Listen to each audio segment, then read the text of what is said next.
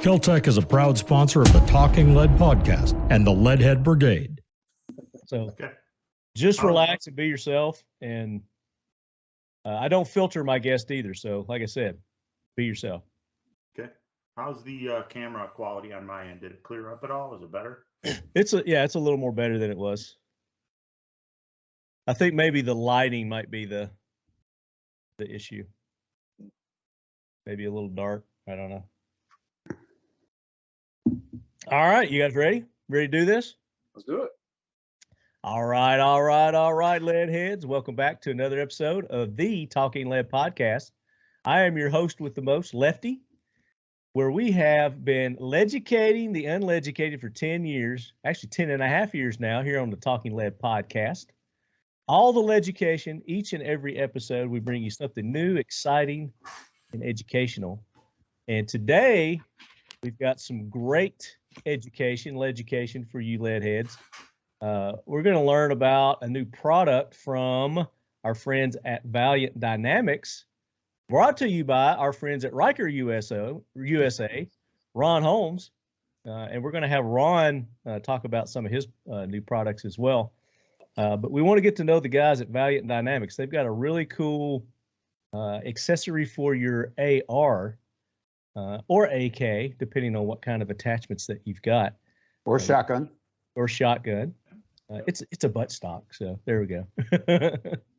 I'll just go ahead and spoil the lead there, but we're going to talk about those guys. I'm going to go ahead and introduce them. I'll start off with the person who put this all together is our good buddy Ron Holmes, Ryker USA. Ron, welcome in. Thank you. It's good to be on the show again. Is this your first time on the real show? The real show. Everything else has always been at SHOT Show or the NRA. Right. We've always had those brief, short kind of interactions there. So you've not done the new guy questions yet either. So we're going to hit you with the new guy questions today too. This will be fun. We got 3 new guys on the show. This is going to be awesome. So as you lead heads know, and you've heard in previous episodes, Ron is with Ryker USA, and Ryker has, they started off with the Ryker grip, and I'm holding one up. Can you see it? Upside down. Oh, yeah, there we go. The Ryker grip. And it has evolved over the years to where they've got integrated switches in their controls now, and they've got some other things going on. So we're going to let Ron talk about that. He briefly went over that during, like he said, our NRA interview, but we're going to get more details with that. Ron, introduce your friends that you've brought with us today with Valiant Dynamics. So I got to become really good friends with Todd through phone calls and text messages, and I actually saw their product pop up on Instagram, and I was watching it and looking at it, and I was like, this is awesome. I went and ordered one. I got it shot, went out to range, I shot it, and then I hit Todd right up away. I totally geeked out and fanboyed on him, and then we just started chatting, and then found that our products complement each other. I've been running this. It's well over a year and a half. I've been running the EvolvR stock, and from there, we're just trying to coordinate and help each other in the industry where we have a lot of struggles. Expanding reach and in the marketing space. So we share ideas, and we, techniques for, grassroots in it and getting in front of people. And I've tried to pass on a lot of lessons learned for me from doing so many vendor shows to them as they were just starting out. But this is my first time meeting Chris, and first time actually seeing Todd. But yeah, so there you go. So introduce them, tell their names. So is Chris, is Todd, veteran-owned company, and I tell you, this thing is great. We sell it, we offer it, we sell it at all the vendor shows we go. We believe in the product, and again, to us at NRA, and we were I was very skeptical at first, And I've still not had an opportunity to actually go out and run it, but I've seen your videos and watched you do some of the, the things that you've done with it, and I've watched their promotional things with it, and it's got its place. It definitely has its place, and we're going to learn more about that. So Todd and Charlie, welcome into the show. Thank you. Yeah, Good to be thank here. you very much. Absolutely. So we're going to learn more about Valiant. We're going to learn more about you guys as we get into this, but we have to thank our sponsors, those that make this show possible each and every week. Mission First Tactical. You guys go to Mission First Tactical, use the code LEADHEAD. You're going to get 20% off anything that you buy at Mission First Tactical. And they have a slew of new products there. You've heard us talk about them over the past few months. Since the beginning of the year, it seems like they've been dropping something every couple of months. So you got to keep up to date on their website, keep watching their Instagrams, keep listening to the show. Their hybrid holsters that they've got, the Kydex and the leather, they've got a new color available in those. They have their new Pro holsters available that use a magnetic retention system. It's very cool. I think I showed you that at NRA, Ron. I'm not sure if I did or not. I thought I did, but it's a really cool holster, new kind of a concept that they've perfected. And then, of course, their AR accessories that they have there, AK grips, their dump trays, their tactical dump trays. I use these for my armorer's trays, guys, when I'm breaking my guns down and whatnot. Very cool. You can get all kinds of things printed on this, anything that you want, really. You just tell them what you want, send them the image, and they can put it on there. And it's like ink injected in there, so that stuff's not gonna scratch off. It's on there for forever. So go to Mission First Tactical, show them the love, and use that code, and they're going to show you the love. And of course, our friends at Seal One and Done, CLP. This stuff is great for corrosion protection, and not only for your firearms, but for your knives, for your archery. You can put this stuff on your bow.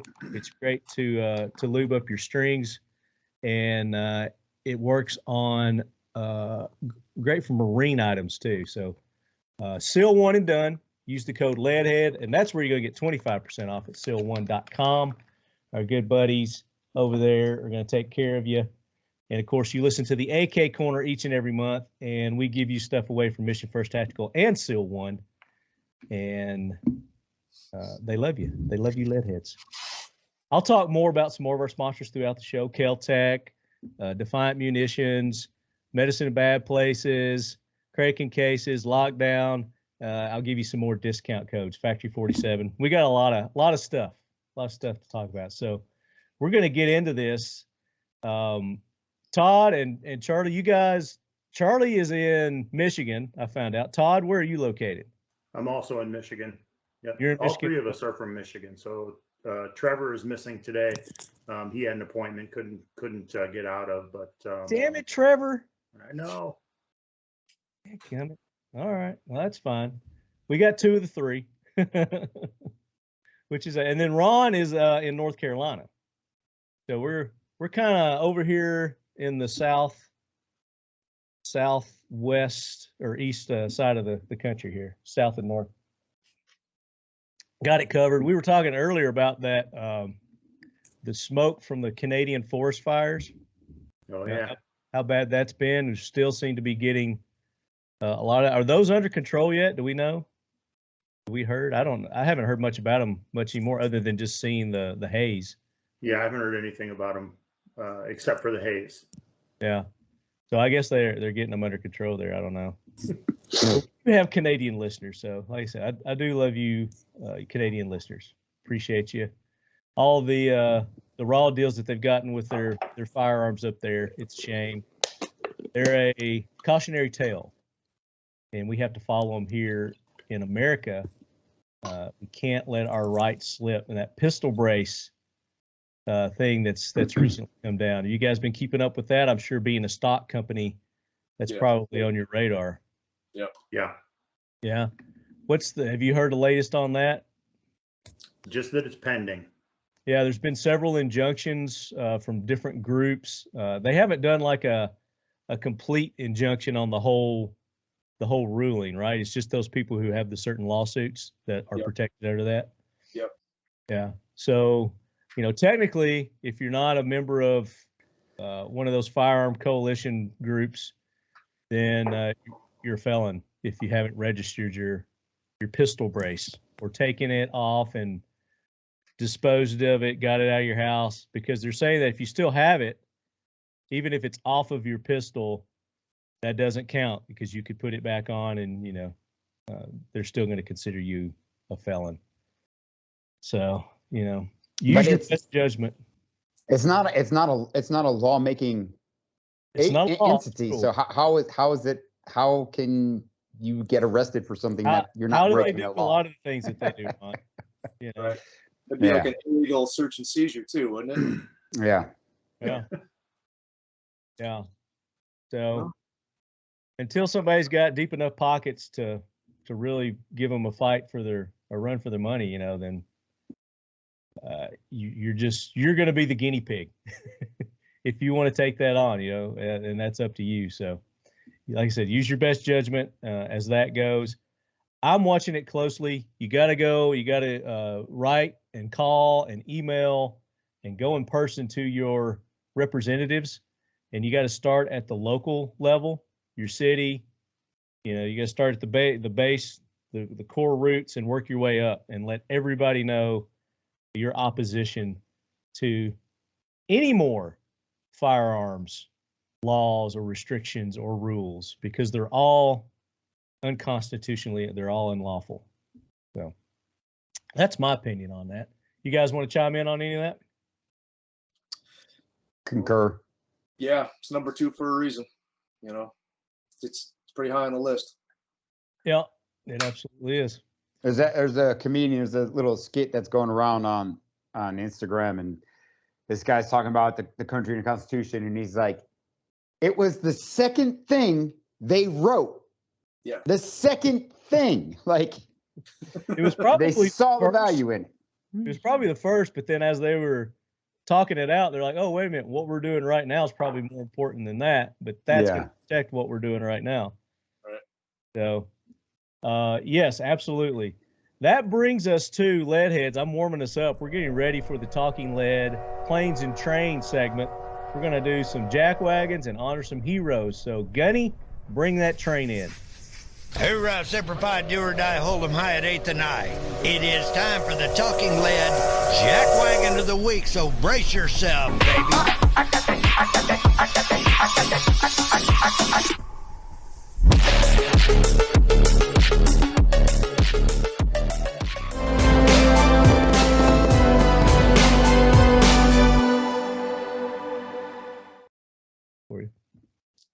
So, all right, the train has stationed, and we got some Jackwagons, a few Jackwagons to take care of. And I'll start us off because we got the new guys here. They're not familiar with how we do things here. So this is kind of a warm-up, guys. It's to get our motors running, get our thoughts going, and maybe get the poisons out of our system, make us feel better. So I'll start us off. I was listening to a local radio talk show the other day, and they have these people call in. And this guy that's hosting the show is new to our area. He's only been here about a year or something. I don't know where he's from. But this guy called in and was asking about the gun show loophole thing, which we're all familiar with when liberals and leftists and gun grabbers bring up the loophole. Exactly what they're talking about. There is no loophole. It's just a thing that they're trying to poison people's minds with, that, as gun owners, as when we want to buy or sell our guns, that we have to, and we're bound to go and do background checks and submit them and have the government, track and watch our every move, which we don't want. We really don't want that. But this caller was talking about, and he was saying how staunch of a 2A proponent that he was. He goes, I am, a diehard 2A proponent, but, this gun show loophole has got to go. And I was like, well, dude, if you're a staunch 2A supporter and proponent, you would know that there's no 2A loophole, and that is completely legal. And you got to check your state and local, whatever. But to do a personal transaction, to sell your personal property, firearms are your personal property, and it's legal to. If I wanted to sell that laptop right there, I don't have to go get a background check. If I want to sell my car, my automobile, I don't have to go get a background check. If I want to sell my axe out there, I don't have to go get a background check if I want to sell it to Todd or Ron or Charlie. So, the same thing applies with firearms. If I want to sell my firearm, and it's got to be in state. I can't sell it to Todd, Charlie, or Ron face to face or in person. If I did it out of state, then, we're talking about sending it to an FFL and doing a transfer and all that. But state to state, you don't have to do that. So, if I want to sell it to my neighbor over here, I can do that. But guess what? There are already laws in place that if this guy's a firearm, or he's not allowed to have a firearm, there's already laws in place that are protecting people from selling to bad people. Okay? So to protect yourself, you probably want to ask for some ID. Or you might even want to go to an FFL yourself and police yourself. Don't ask for governments to put laws in place to do this stuff. If we as a community will just take it upon ourselves to be safe and cognizant of who we're transferring our firearms to or selling our firearms to, then that's going to keep the government out of our business and thus furthering them taking our firearms away from us. So that's just another form of the gun registration or these background checks that they're wanting to do. And they're saying close the loophole. Well, there's no loophole because it's legal to do a person-to-person personal property sale.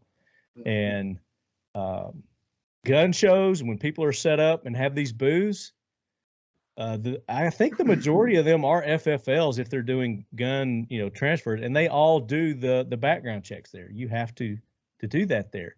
Now, there are people that walk around that have guns that they're trying to sell because they know people are there wanting to buy guns. And there's nothing wrong with that. They can legally do that. There's nothing wrong with that whatsoever. But if they sell to a felon or somebody's not supposed to have one and those people go and they use it in a crime or something, then guess what? They're going to track that back to you and your ass is going to be in trouble. So you have to be very cognizant and aware of who you're selling your firearms to. So that's my jackwagon, are people who have that mindset that say they're 2A proponents, but yet they're also willing to sit down and compromise their constitutional rights. How about you guys? Did that give you any ideas on jackwagon? I got one. We live, I live in a beach town. We ride our e-bikes. We ride everywhere. Year round, unless it's a torrential downpour, we're not on the bike. My jackwagon is the person who has a red light and rolls all the way up into the crosswalk when we're coming down the bike path and is turning right but looking left and doesn't even see you. And then you sit there and you look at them and they look at you like you're the one that's wrong.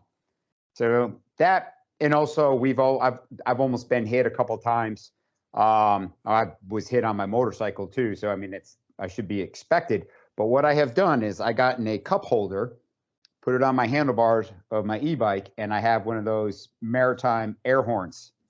So when I come up to the Jackwagons, I just lay on that horn, scares the crap out of them, makes me laugh. I feel better. Usually if there's somebody behind them, they see what happens, they're laughing. So yes, I had a problem and I came up with a solution. There you go. And that's a good point there. I like that. You had a solution to your gripe. That's perfect. How about you, Charlie, Todd? You guys got anybody or anything? It could be a thing. It doesn't have to be a person. Yeah. Well, yeah, I got one. It's kind of a little related to that. So I don't know if you guys are aware, but Michigan has the greatest roads in the whole country. Right? Want to bet?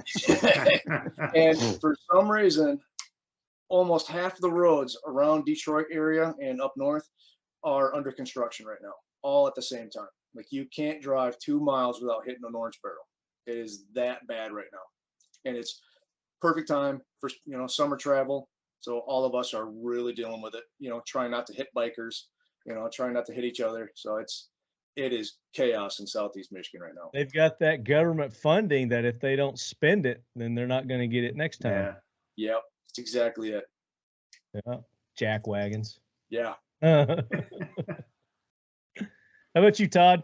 And mine would be social media, and I would say that it's pretty much, a significant issue as a business, and you're trying to advertise your business, and there are just ridiculous rules. And probably the most difficult part about it is that you can't talk to a person. So, I'm going to call out the social media issues with for folks that are in the gun business. That's kind of a jackwagon move is to not put a person in place to discuss us. We had a conversation with somebody on one of the social media platforms.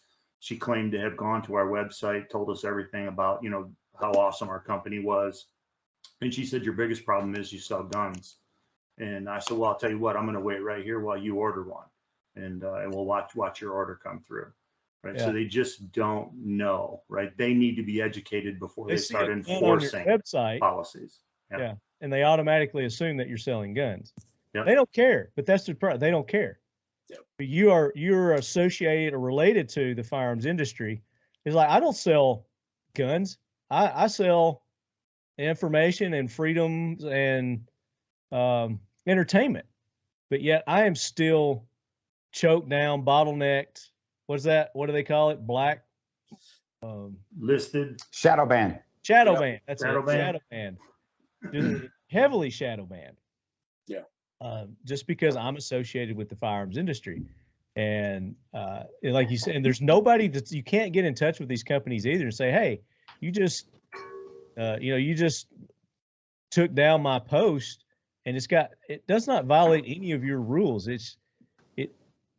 Explain this to me. And there's nobody there. You can't get in touch with it. It's just, you got to take it, which is, again, fine.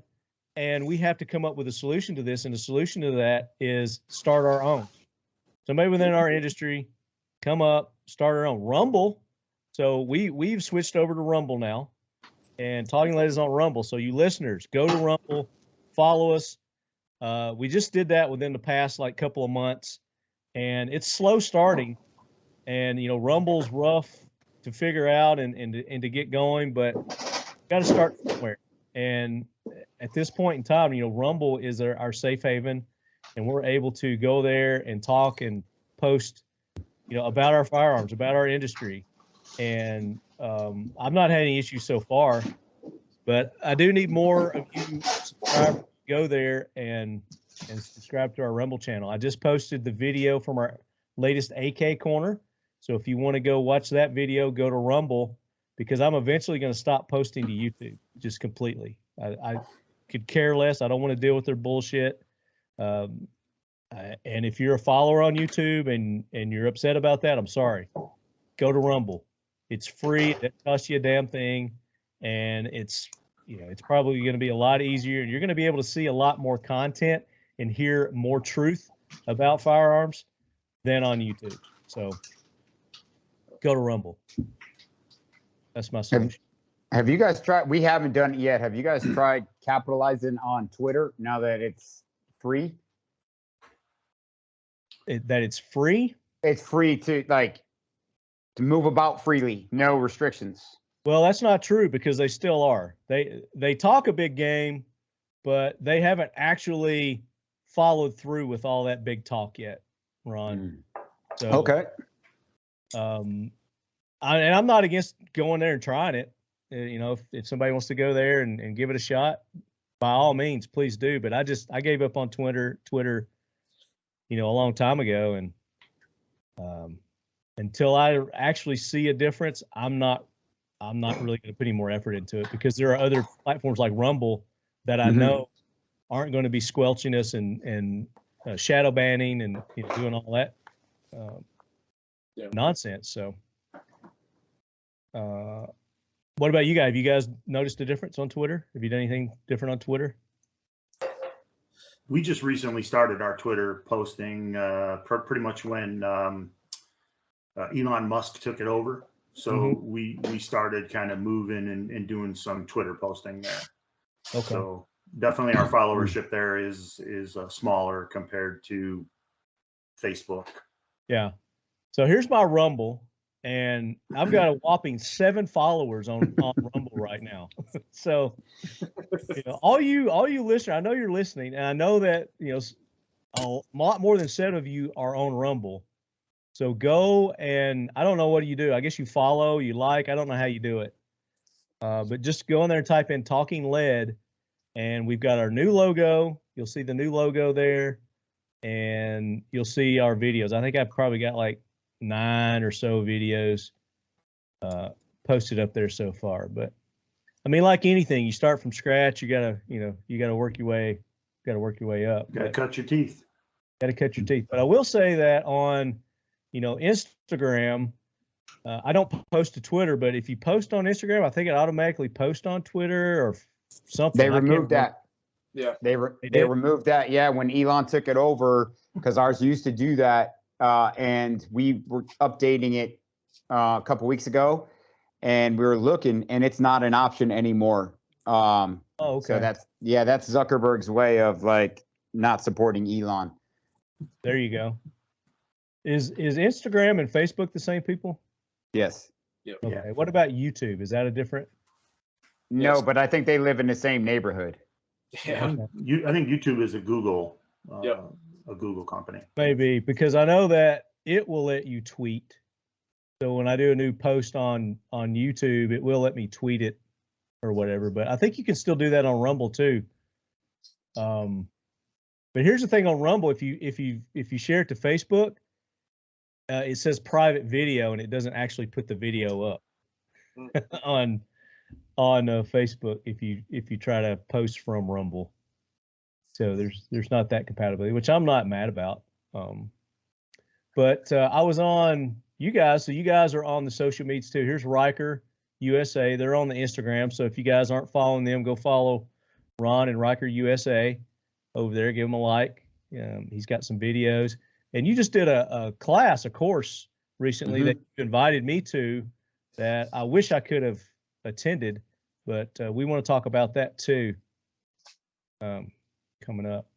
And then of course, we'll pull your stuff up, guys, Valiant here in a minute.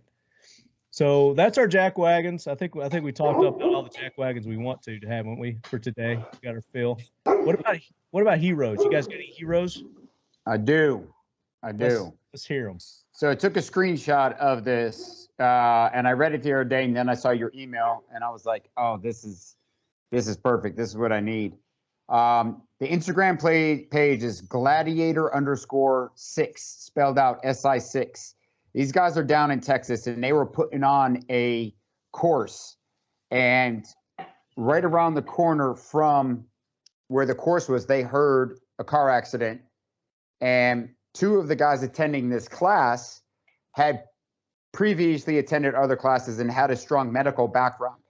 So the instructors told those 2 guys to go. They were already moving.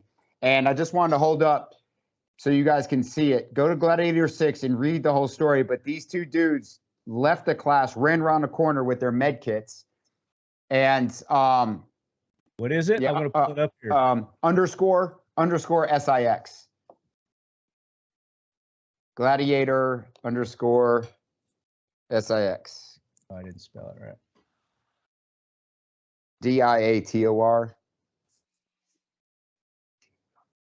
DIATOR. Yep. Is that it? No, the one all the way at the bottom. That one. There we go. So you can see it's the second post over. That's the car that those guys rolled up on. Oh, and dang. it was an elderly woman. She was in there. They have a picture of her if you slide through. And these dudes just like ran over and jumped in. And that's what it's about. You know, I teach that in my classes. I teach it to my son. I'm running a summer 2 pilot summer camps, which start next week. And it's all about stepping up and being the difference. And those dudes sat there with her and stayed with her and did everything they could to treat her till the fire department got there. But that's what we need more of. So those guys are I just read that story and I was pretty pumped that there's people out there willing just to dive in to chaos for somebody they don't even know. I don't want to be critical, but why are they taking pictures? Yeah, I kind of thought that too, but I think that was, I don't know, honestly. I don't have an answer for you. Maybe they were attending and they had another person there taking pictures. Could be. I don't know, but I get what you're saying, and yes, absolutely. You got to be willing to step up because, again, a lot of people would just, sit there and wait for the paramedics to get there, and that lady could have died. So she lived and everything was cool. Well, she was in critical condition. They didn't have an update on her status, but she was still alive with a faint pulse, I think is what the article said. Look at that car, though. Holy moly. Yeah. What in the world happened? That's craziness. That car is mangled. Yeah. It's pretty bad. It's like it rolled down a mountain. Yeah, it flipped. But there you go. So Gladiator 6, welcome to the Leadhead Brigade, Lead Force 1. Very cool. What about you, Todd, Charlie? You guys got any heroes? I know. Charlie? I mean, the only guys I can think of at the top of my head are farmers. They've been dealing with a lot of bullshit lately, past 3 years. Like, they just don't get enough credit for the amount of time they put in. They're keeping us fed, and our future doesn't look too great. So be nice to your farmers, right? There you go. Yeah. Otherwise, we're going to be eating donuts. Or bug. Kroger for $1.80 for extra special. That's my hero. Kroger for marking their donuts down to $1.80 when they're getting rid of them. Yep. We were telling a story earlier, Todd, about my shopping experience last night. Oh, sorry, I missed it. I got a score on some donuts. Scored big time on some donuts. So, and I can't forget to mention Father's Day was this past weekend. So, all those fathers that are out there spending time with their kids, with their family, making a difference, putting the time and effort in, going to the ball games, going to the recitals, teaching them right from wrong, then, those are the fathers that really deserve a big thank you and a ride on Lead Force 1. Are you guys fathers? Yep. Yes. Happy Father's Day. Belated Father's Day to you all. What did you do for father, or what did your kids do something for you? Did you do something for your kids, your family? I was sick with the flu last weekend, so we are celebrating Father's Day next week. Yep. Okay, so you got one owed to you. Yes. Yep. Nice. We went up to Sleeping Bear Dunes National Park, and we did some bike riding up there. Saw a lot of folks out. My kids are both military also. So my wife, prior service military. My son is active duty now, and my daughter served in the Army as a soldier. She's out now, married to a soldier. So we're this whole veteran kind of family, and we got out and went up to Sleeping Bear Dunes and hung out, took some pictures. And that sounds fun. Something that if you're not a veteran, which we found pretty cool, is we went over to the visitor center and we got the veterans mark on our license plates where we showed our DD214, DD215, 14, DD214, and showed it. And they gave us a lifetime pass to all national parks. All national parks? Yep. That's dope. The state of Michigan? Or no, it's federal. Yeah, national. Okay. Yeah. Yeah, if you guys haven't been to Sleeping Bear, you should definitely do it. It's a pretty cool place. It's cool. There it is. Very cool. Very slick. So nice. Maybe our veterans aren't aware of. Yeah, I was completely unaware. I've seen that before on, like, I don't know if it was like Task and Purpose or military.com. They put information out like that all the time. And I'm like, oh, I got to keep that in mind, but I haven't been to a national park yet to take advantage of it and need to. But Yeah, definitely. yeah. What about you, Rob? Do for Father's Day? We my son got me, we haven't finished building it.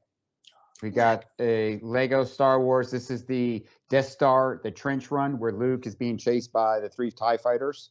Oh, yeah. So we still got 2 more bags left on this one. Went to church, and then we went down. My in-laws live down the road in South Topsail at the beach. So we went down and went swimming in a pool, and then got on the boat, went out to the sandbar, and just had a real nice day and had a big family dinner. And it was good. It was bittersweet for me. First Father's Day without my dad, but we did a good job making sure he was with us. So yeah, it was a good day. Very cool.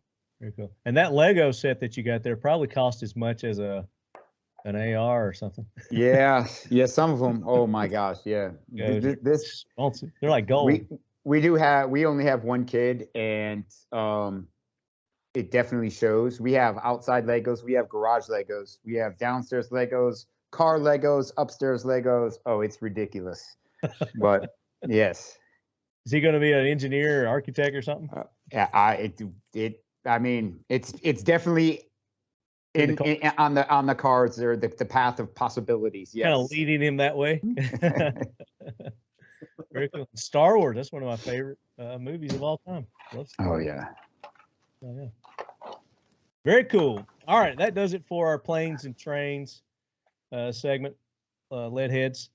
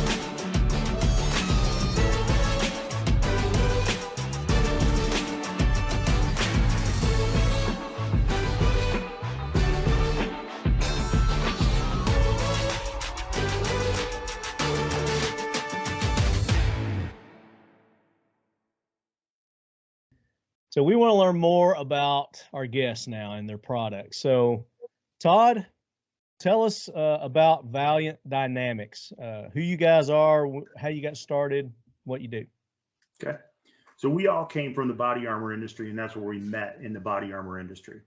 So going to trade shows, we heard the constant complaint that the buttstock slipping out of the shoulder, right? You got to keep that buttstock in the shoulder with your gear on. So even if you go to the Army's manuals on marksmanship training and the Marine Corps manuals on marksmanship training, they talk about the importance of building a good, stable, or sturdy shooting position. Right. And they even mentioned that if you've got a buttstock on your weapon and you're wearing armor, you're going to have to shift the buttstock inside or outside of the pocket of the shoulder in order to get a good, stable position. So through all that constant, listening to the customer, listening to the voice of the customer, Charlie, who is the inventor of the EvolvR Combat Stock, he drew up a concept, and he sent he sent a napkin sketch over to me, and then eventually printed a 3D version of it, a 3D printed version of it, and sent it over and said, "What do you think about this?" You know, listening to everybody talk at the shows about the buttstock slipping out of the pocket of the shoulder.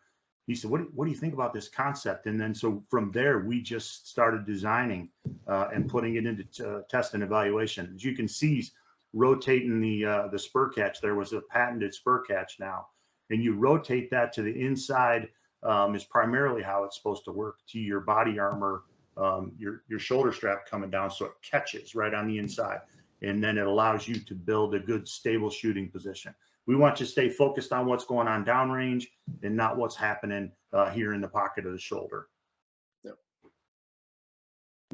So Charlie, talk a little bit about how you were inspired to create this. So like Todd said, we came from the body armor industry, and I was the lead designer for designing body armor vests and load bearing equipment. And that was the #1 complaint from all of our customers, was how every time they shouldered the rifle, it would either hit on the hard buckle, or it would hit on like the padded shoulder, strap, or it would collide with the hard armor plate and just want to bounce off every time you go to fire it. So I tried solving it through the body armor side, and it would never work right the way you want it to, right? Because we always seen guys putting sleeves over the hard buckle, or they would put that rubber tube next to the buckle to kind of act as like a buttstock brace. I've even seen guys try to do it with magnets, with like a male-female magnet, and it just never, right? I have first-hand experience with one of those systems. Yeah, and like they did really good work on it, but it would just never function the way you want it to function.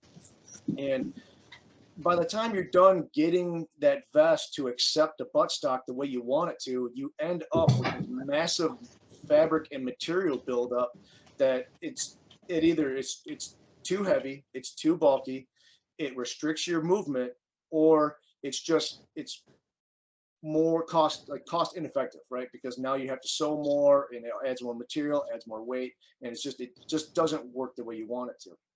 So instead of the body armor side, I went from the gun back. So I was looking at the whole profile, the complex profile of the shoulder pocket. And #1, you got to avoid the hard plate, right? You can't collide with it. And #2, you got to figure out a way to lock onto that shoulder strap. And our spur catch, this part, that is our way of doing it. Okay. And that's the spur catch. So for our listeners, you can go to their website, which is it valiantdynamics.com? Yep. Yeah, there's primarily there was a hyphen in between it, so Valiant-Dynamics, but we were also able to get Valiant Dynamics a little bit later, all one word. So both of those will get you there. Very cool. And do you guys have maybe some videos or something like that? You got a YouTube channel, or we have a YouTube channel. And so if I was going to say, at the risk of sounding a little bit goofy, but calling out a hero, I would say for us, it's Ron, right? Ron, he has been constantly working with us and talking to us. He's into co-branding, and he's been a champion for us since we started. And so he's done a couple of videos for us. We're manufacturers, so it's kind of hard, to be everything to everybody. So, social media for us is a newer thing, and making videos and posting that information out there, it's hard. And we appreciate Ron for everything that he's done for us by way of videos and just the co-branding. We were at the OTOA show, having a busy show, and showing off the Ryker grip, and it was just a great show for us, and we appreciate that, Ron. Yeah, I love the product. Just from the first time I reached out to you, I shot you that email and you hit me right back. I love innovation. I love, ingenuity. And I think I've said this to you before, Todd, but I think that my superpower is being left-handed and having grown up in the tactical space in the 90s, when there wasn't a tactical industry, and the limited resources that were there were side specific to a right-handed shooter.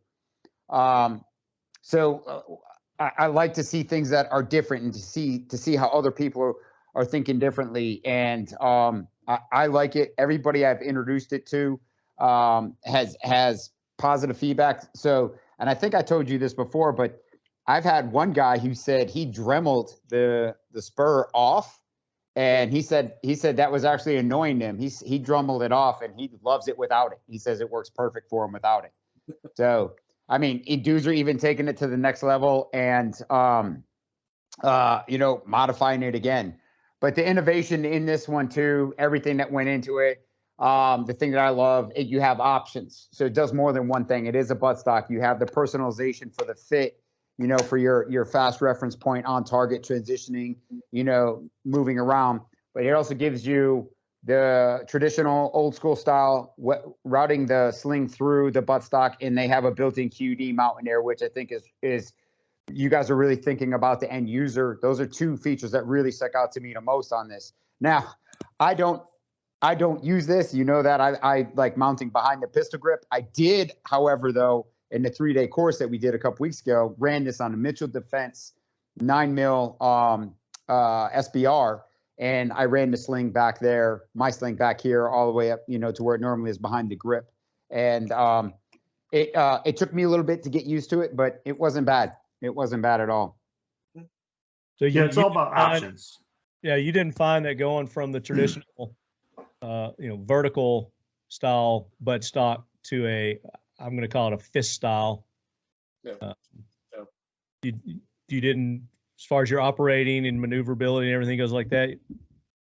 For me, nah. Yeah, it was seamless. Like, I went out there and it was just like, it was like, holy crap, where has this been forever? This is awesome. And like on my primary rifles, that's it. And I even have it on, I've got it on 2 of my shotguns that we use for demos and for the shotgun courses and stuff like that. I've got it on a Mossberg, and I've got it on a Black Aces Tactical. I love it. It's on when I go to shows, it's on, I think if I have 6 rifles displayed, it's on 4 of the rifles displayed. And one it's not on because that one has a really sick Cerakote, and then the other one's for an AR-10. Yeah, no, I like it. I don't think it gets in the way. I actually think it's just a lot more streamlined. And the other thing too is, a lot of times I found, like they were talking about with the body armor issue, is, depending on swimmer's cut or not swimmer's cut, where your plates are, like I always found myself on the natural curve of my pec is where I would always rest my my buttstock. And now I shoot offset 45-degree, red dot. So that's how I've trained forever, and with the Ryker grip, just letting it sit in my hand. Now with this, is just once I get the spur set for whatever I'm doing, whether it's with kit, with just a chest rig or nothing, I get that set after a couple, warm up, dry fire stuff. And it doesn't matter. I'll put it in the center of my chest. I'll put it on my shoulder. I'll put it low. It's I don't know. It just works. I think it makes it, it enhances your abilities, and I think it just, you're not thinking about it as much. Yeah. We'd like to see the look on people's faces when they're running it and when we're showing it to them, right? Is at first they're kind of like, wait a minute, no way, did that just happen? Yeah. Hang on a second, I gotta do that again. I gotta see that again. And then they're like, and you can just see it. It's like, holy cow. Well, I gotta admit, when I first saw it, Ron showed it to me, I thought it was a new pistol brace design. Right. Because it's very minimalist when you first see it, and kind of looking at it, you're like, okay. And then he starts going into, the function behind your, what do you call it? The spur-catch, the rotating butt catch. Yeah, the spur-catch, the rotatability, and then what that, the catch is all for. It's when you're wearing your vest to go comfortable around those buckles and whatnot. And it makes sense. It definitely makes sense. So as he got into and explained, I was like, oh yeah. So this is not a pistol brace, lead hits. No, we're very clear about that. Like from day one, we were advertising as a shoulder-mounted stock. So Yeah. if we start calling it a brace. But apparently there's no such thing as braces anymore anyway, so everything's a stock. Yeah. Everything's a stock now. You know, the other thing too, with just like with the innovation of it, if you look at the buttstock industry, the buttstock it went from the fixed buttstock from the M16A1, transitioned down, and then the collapsible, the generic buttstock with the D-ring in the back for your sling keeper. You know, all of the designs from the buttstock until the EvolvR have been based off of that triangle shape, even the skeletonized ones.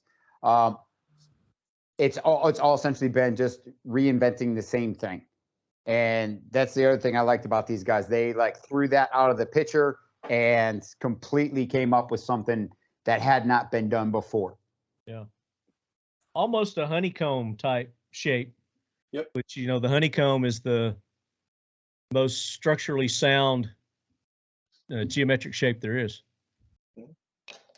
Yeah. There's a sturdy, and you can you probably crack some doors with that too. I would want to make sure I collapsed it before I started smashing with it. But at the same time, I'd hate to catch one of them in the face, right? Some of the Yes. Yep. Some of the rifle combat close combat with your rifle, and if you're striking somebody with it or giving them a smash with it. But when we launched, yeah, go ahead. I was just to say, when we launched, what you guys are holding in your hand, that's Rev 11. So we put a lot of time and effort and resources into getting it out to T&E, getting it back, making the adjustments that we got in T&E. So we didn't just launch something that we thought was good for the market. We launched something after we were redesigning it and sending it out for T&E, and then redesigning it, and then finally we settled on the version that we launched into production. There's a pretty good white paper that we wrote on our website down in the footer. You can read the white paper about it. But it was interesting, in the data that we collected, 89% of the evaluators recommended the EvolvR Combat Stock, and that was after we sent out 130 of them when we went into production. And then 85% say it's easier to mount the weapon with the body armor on with the EvolvR Combat Stock. And that was after 45% said they didn't even have a problem with it. Yeah, I'm just going to let that play while you're talking about it. So I'm on their YouTube channel. So for our viewers, they're seeing this video. If you're listening, you can go to their YouTube channel, and there's an instructional video. It looks like Ron is your model. Yeah. Just from the day that we first had conversations, we hit it off, and we've been talking ever since, and we appreciate all the assistance. And now, is this your first release of this stock, the EvolvR? Yes. Yep. And when did you first release this? This was we went into production we purchased the tooling and went into production in September of 2021, and then we had product in November of 2021, and then January, February of 2022 we kind of had our full grand opening launch. Yeah. Now talk about your backgrounds. What I know you said you have military background. Which branch were you? Yeah, for me, prior service Marine Corps, I spent 14 years in the Marine Corps, was a Marine sniper, infantry, did some time in logistics. So I know about the gear. I know about moving the gear. I know about wearing the gear, using the gear. Got out, went into the manufacturing business, and now I work in contract management, DoD, the DoD space. Everything from body armor when I was selling body armor to all the way to Navy ships. And then Charlie and Trevor and I, we just sort of came together as friends. We were working together at the same company. We stayed in contact, and we just developed that idea and that relationship. And then we came together to launch Valiant Dynamics. And Charlie, do you have military background? I do not. No. I went to college for industrial design to design, four-wheelers, dirt bikes, and things of that nature. And then after graduating college, I went to work at Crop Precision for a few years. Loved working there, but hated New York. So ended up leaving, found a place in northern Michigan. Did their non-ballistic development for about 5 years. Then I just got tired of doing, body armor and load carriage gear, and went off on my own to do freelance. And that eventually evolved into Valiant Dynamics. Yeah. Yep. So Todd, when you were in service with the Marines, and you're operating and whatnot, was this a thought that you had while you were, running your gear, running your rifles, that this shit's really uncomfortable? There's got to be a better solution. I was pretty thick-headed back then. So for me, I was just doing what everybody told me to do. Put it out on the ball of your shoulder. Make some adjustments. Do whatever do whatever you need to do. And something like this never really crossed my mind back then. And then when I saw the first prototype from Charlie, I was just like, no way. So did you go to him and say, I've got this idea? Whose idea was this? It was mine from the beginning. Yeah. Charlie, it was yours? Yep. Okay. Hey, that's Jade. Mm-hmm. That's like my little sister. Oh, really? Yeah, I love Jade. She's super tight with our family. That's cool. I hadn't talked to her in a while. I said, hey. Yeah. So Charlie, you said you worked with Cry, and so you're working with these operators, high-speed guys. Yep. And were you hearing feedback from them, or you're just watching them and you're like, I've got Yes. Yeah. Over the years, I would just watch them, see how everybody would kind of fidget around and try to find that sweet spot. And like what Todd was saying, they're just kind of modifying their position just to get a shot off. And for some guys, it works. Other guys, they complain about it. But like Ron was saying, how buttstocks just haven't evolved over the dawn of time. Like they're all that skinny, elongated, strip, and most of them are really flat. And unfortunately, humans and body armor are not flat. So running a flat surface on an uneven surface just doesn't make sense. So I had this idea, pressure tested it for a while, and kind of came up with, I think it was like Rev 5 at the time when I talked to Todd. And I said, explain to him how it kind of works and what it's for and this and that. And from day one, he immediately got it right away, because like you said, we were at the trade shows, and that was the number one, complaint. Yeah. You wouldn't have heard it, in any other industry like we heard it. Yeah. Yeah, absolutely. So, so you had this idea, you came up with the design.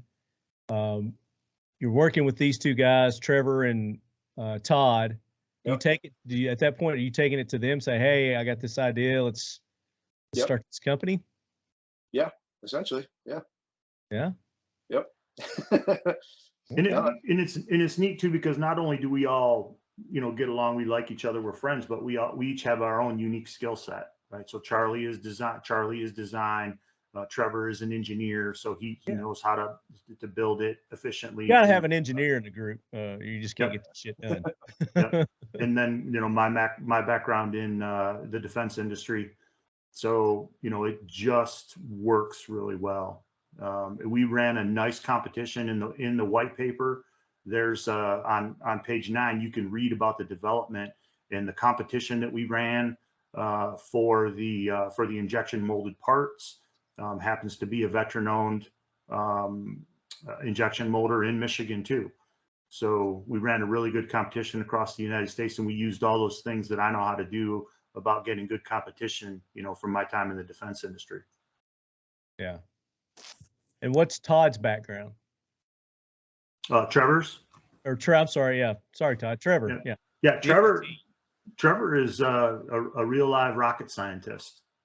So he designed naval warheads. So he's an engineer. He spent some time working as a government employee, and then he eventually moved to northern Michigan, and that's where we all work together.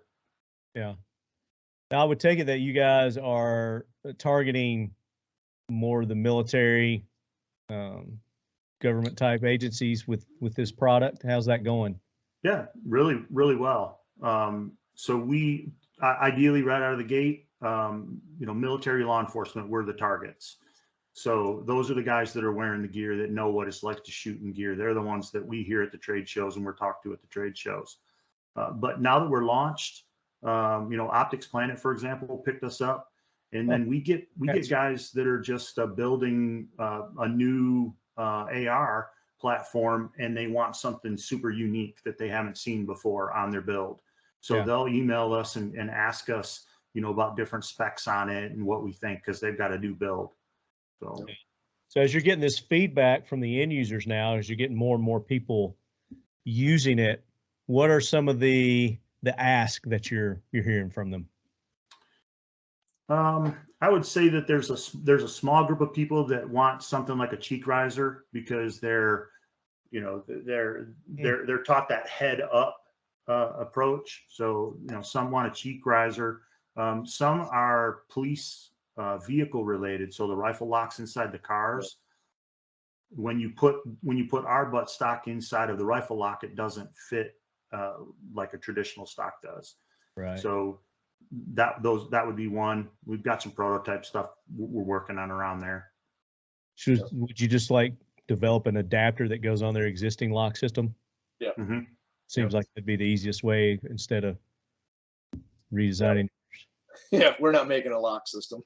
Yeah, and what we find too is that the majority of them just keep it in the trunk of their weapon or the trunk of their vehicle anyways, because their weapon has a lot of other things on it that prevent it from going in the lock. Yep. That's true.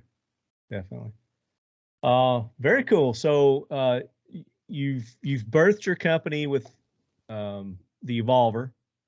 Am I saying that right? EvolvR? Yep. EvolvR. Yep. Okay. So this and is it's for the evolution rotational butt pad is the how the EvolvR, the name came about. okay. And it's EVOLR. V capital R. V capital R. That's right. Yep. Did you get that from Ryker? Did you borrow their big R? Match made in heaven. Yeah. That's funny. That's funny.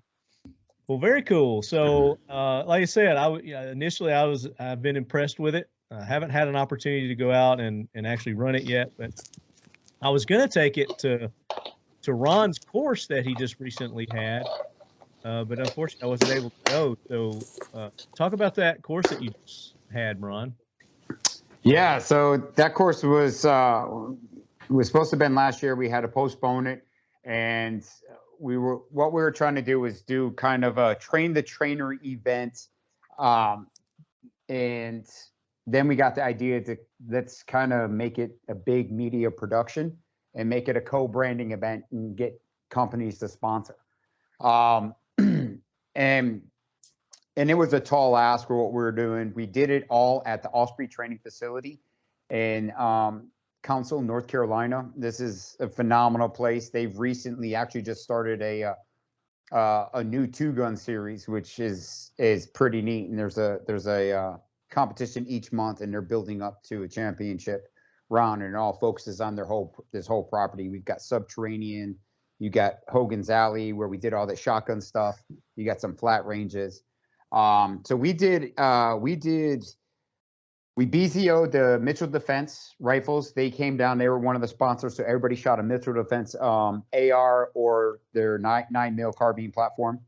And I think we had about half a dozen had the EvolvR on them. All of them had the Ryker suites on them, grips and slings, and got those BZO. And then we went right into MantisX training. So we had Mantis out there, and Grant came up from South Carolina and gave a whole class on the X10 and turned it into a very competitive group we had. And it was straight just after like 10 minutes of instruction, it was competition.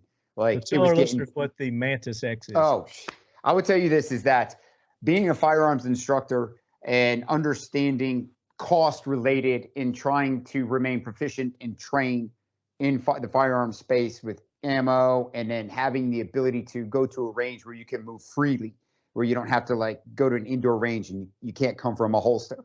The MantisX is a personal trainer personal firearms instructor in your phone. It collects data. The data doesn't lie. The numbers don't lie. And they make it a game. They have the Laser Academy. They have all these other features in there. So the MantisX 10, it clips onto the bottom of your pistol. It works with pistols, rifles, shotguns, airsoft, BB gun, live fire, dry fire, CO2. You set up your configuration, left-handed, right-handed. Optics, I think, are in there. You can really tweak it so it's personalized. So when it's collecting the data for you, it's collecting it off of your shooting hand, how fast you're transitioning between targets, if you're slapping the trigger, and it's just It's so like many a laser different layers. technology that Bluetooth to your phone. Yes, I'm trying to think. I Just have to get set up, just so they here. get a basic idea. So it So is Bluetooth, and you can see this is the X10 right here on the bottom of the shotgun, and just pops on and off. That easy. It's a USB-C charger. USB charger, and you can. And then when you put it on too in a program, you have forward-facing or rearward-facing. The other cool thing about this is it has a whole separate app. You can put this on your bow, and so you put the little sticky piece of pick rail on your bow, and this would do the same thing for shooting a bow. Work on a cross. So it'll work on a crossbow. Yes. Right There you go. So there's this, but then we transitioned into the MantisX Blackbeard, which is That sounds rad. yeah. So what you got? See, ooh, look at that Cerakote. So you take your bolt carrier group out, you replace it with this one. You can BZO this elevation and windage on here, and then you charge this up, this Bluetooth to your phone. And what you get is you actually get a. So what he's showing us for our listening audience is he's got an AR, and you change out the bolt carrier with the, I guess it's like a laser type system. Yeah, it's the function. So the magazine is it's a standard same size as a magazine, and it's got the two metal connecting points. Battery. Yep. That's your battery. This is the battery, and then this is like the CPU up there. So in the the bolt carrier magazine goes in just like a regular magazine. It connects to the bolt carrier. It's got the connections there, and then it powers it the whole system up there. And then you've got a completely trainable AR at that point, inert. Safe. Yeah. So then we started doing competition with this, and there's a lot of drills in there. So there's a box drill, so you can set your standard. Left, right, left, body, brain, come back. And this thing is measuring your speed between shots, between targets, and then it's measuring accuracy, and it's measuring how's your trigger control? Are you too deep? Are you slapping? All this. And it is it's phenomenal, and it's so much fun. I'm actually we're actually going to go back down there, and we're going to do a whole compare and contrast with grip, without grip video series with Mantis for us to show, because we did some, like, hey, let's see what works. So we did the whole box drill without the grip, and then we did it with the grip, and the grip edged there was 10 of us shooting. Everybody's time was faster, and their accuracy was improved when they used the grip. The Ryker, using the Ryker grip on the Blackbeard. Yeah.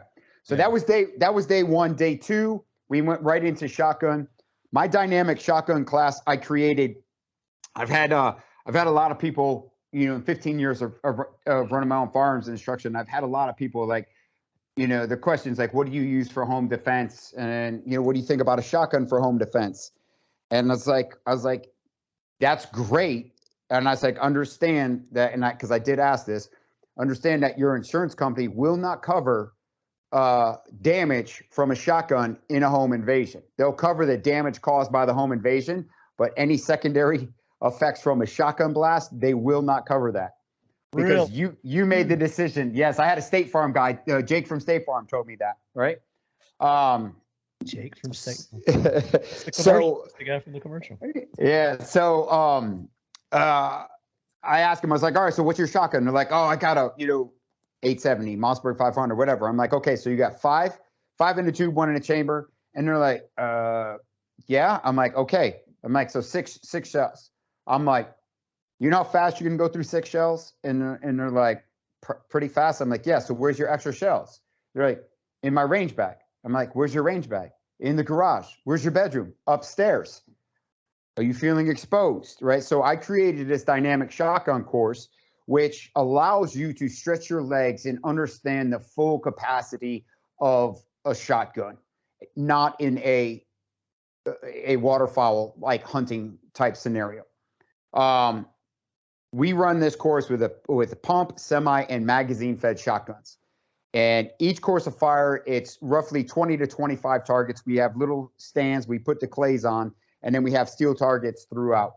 So we have you moving to cover, you're understanding, round management, you're understanding your equipment capabilities, you're understanding your abilities, but now you're having to manage all like the central nervous system, spike, the elevated heart rate. And, once you start getting fatigued, these turn into crab claws.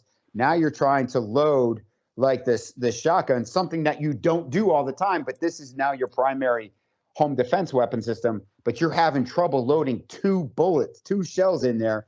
And you're like, so it exposes a lot of things. And then I always finish off with the magazine fed. I am a humongous fan of magazine fed shotguns. It's just, to me, it makes so much sense. If you have a strong carbine platform where you can change those mags, whether it's a bullpup or it's a regular AR platform, seconds of life, transition into a mag fed shotgun, it's seamless. It's seamless. And Black Ace's Tactical got me this, and I'm so grateful. It's a left-handed bullpup. So when I shoot it, it doesn't eject into my mouth, which is really, really nice. So it ejects out to the side, but I have a pistol belt that I made. I call it my John Wick belt by Wilder Tactical. So I start with a 10-round mag, and then my Wilder belt has 7 5-round mags in it. So I'm rolling with 45 shotgun shells. That's a lot of hate to bring for home defense. So we run that dynamic shotgun course on that, had everybody run through that. Then we went into a tourniquet class, had the fight dummy out there, had everybody, they had training tourniquets for the rest of the weekend. Then the next day we showed up, we did some rifle pistol transition. We did a lot of vehicle work, had them teaching them how to fight with the pistol out of the vehicle. And then we put the dummy in the vehicle. They had to pull the dummy out and start doing the shoot, move, and communicate, put some suppressive fire down, and then, tourniquet application, and then move off the X, all building up to our shoot, move, communicate drills out on their assault course at Osprey Tactical Facility, which spanned over about 75 meters is what they did, bounding up in a team of 3, starting with seatbelt cutting. I think I put that up on the Ryker Instagram. So we had the guys sitting in folding chairs, simulating they were in a car. Yeah, I remember seeing that. Yeah. Yeah. So that's one of the things that we're going to be doing in the summer camp, or maybe it was on the instructor 1 page. But the seatbelt cutting is something that we're doing in the summer camp. And the thing is like, okay, you have it, but do you train with it? So I got like 300 foot of seatbelt webbing, and we cut straps, and we had somebody behind them in the chair. They grabbed the Rescue Me RESQ ME seatbelt cutter glass break, and they were just learning how to do that, and then they would go right on up and get into it. So yeah, ONE. There you go. There it is. I was showing you, I pulled up Dissident Arms. Have you heard of Dissident Arms? Yes. Yeah, I saw that. They make some sick mag fed, like Saiga conversions shotguns. Yeah. AK. So the second one in, that one. Yeah. So that's the Rescue Me as a seatbelt cutter, and you can see these guys pulling it down, and you can see some EvolvR buttstocks in there, and so they're reaching down, they're coming on up. And the guys, getting feedback from people too. They're like, that was great, because they never would have thought about that. And I did another video about how we set them up in our cars, how we have them set on the lap belt of the seatbelt, where you could easily reach it with both hands.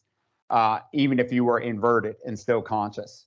So yeah, we threw that in there just to add a little bit more stress in there and to make the it's a good skill to know how to do too, because all these people, they got these knives and they've got those seatbelt cutters on them and they never used them, don't know how to use them. So yeah, it's like now I will say I tried out a bunch of seatbelt cutters, and a couple things. One, I love the Rescue Me because it's American made.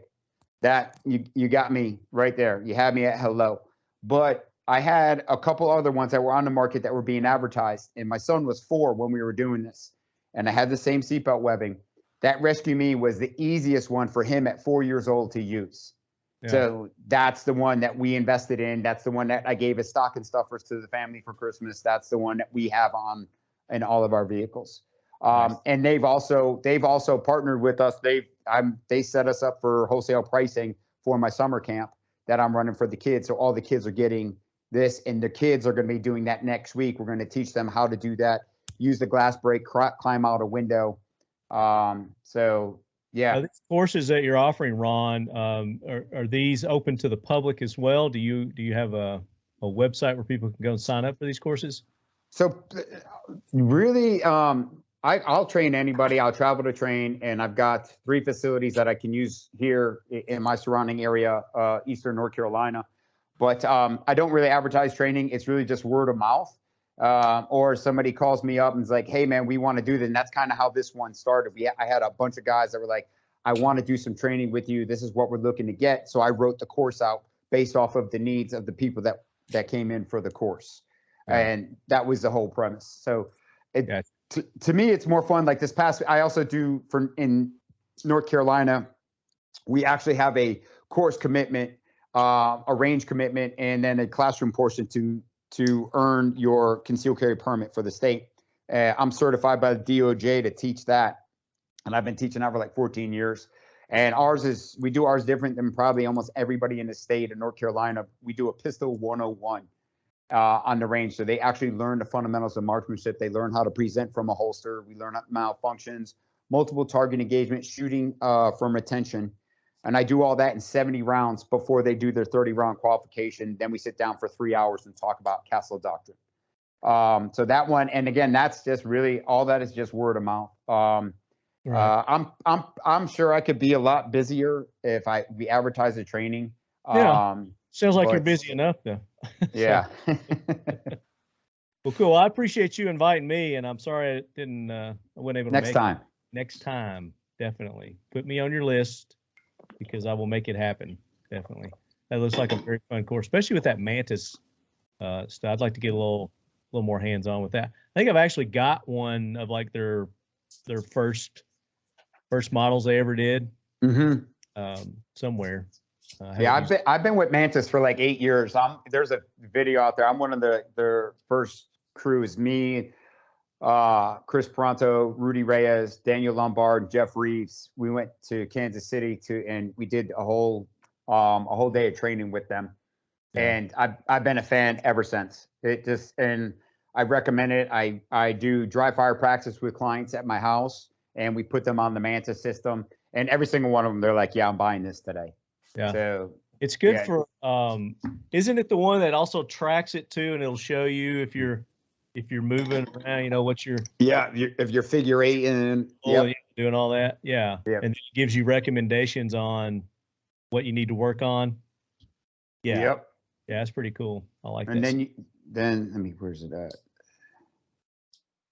So and then you can work up to a box drill with a rifle like this, cold 97% under 3 seconds, 6 shots.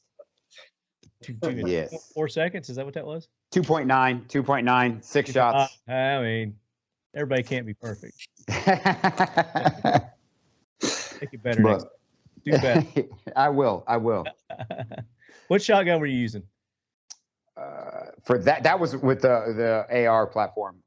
The shotgun we ran the Kel-Tec, the KSG, and we ran a Mossberg 500. I just want to say this, Chad, you were wrong. It was a KSG. It was not a KS7.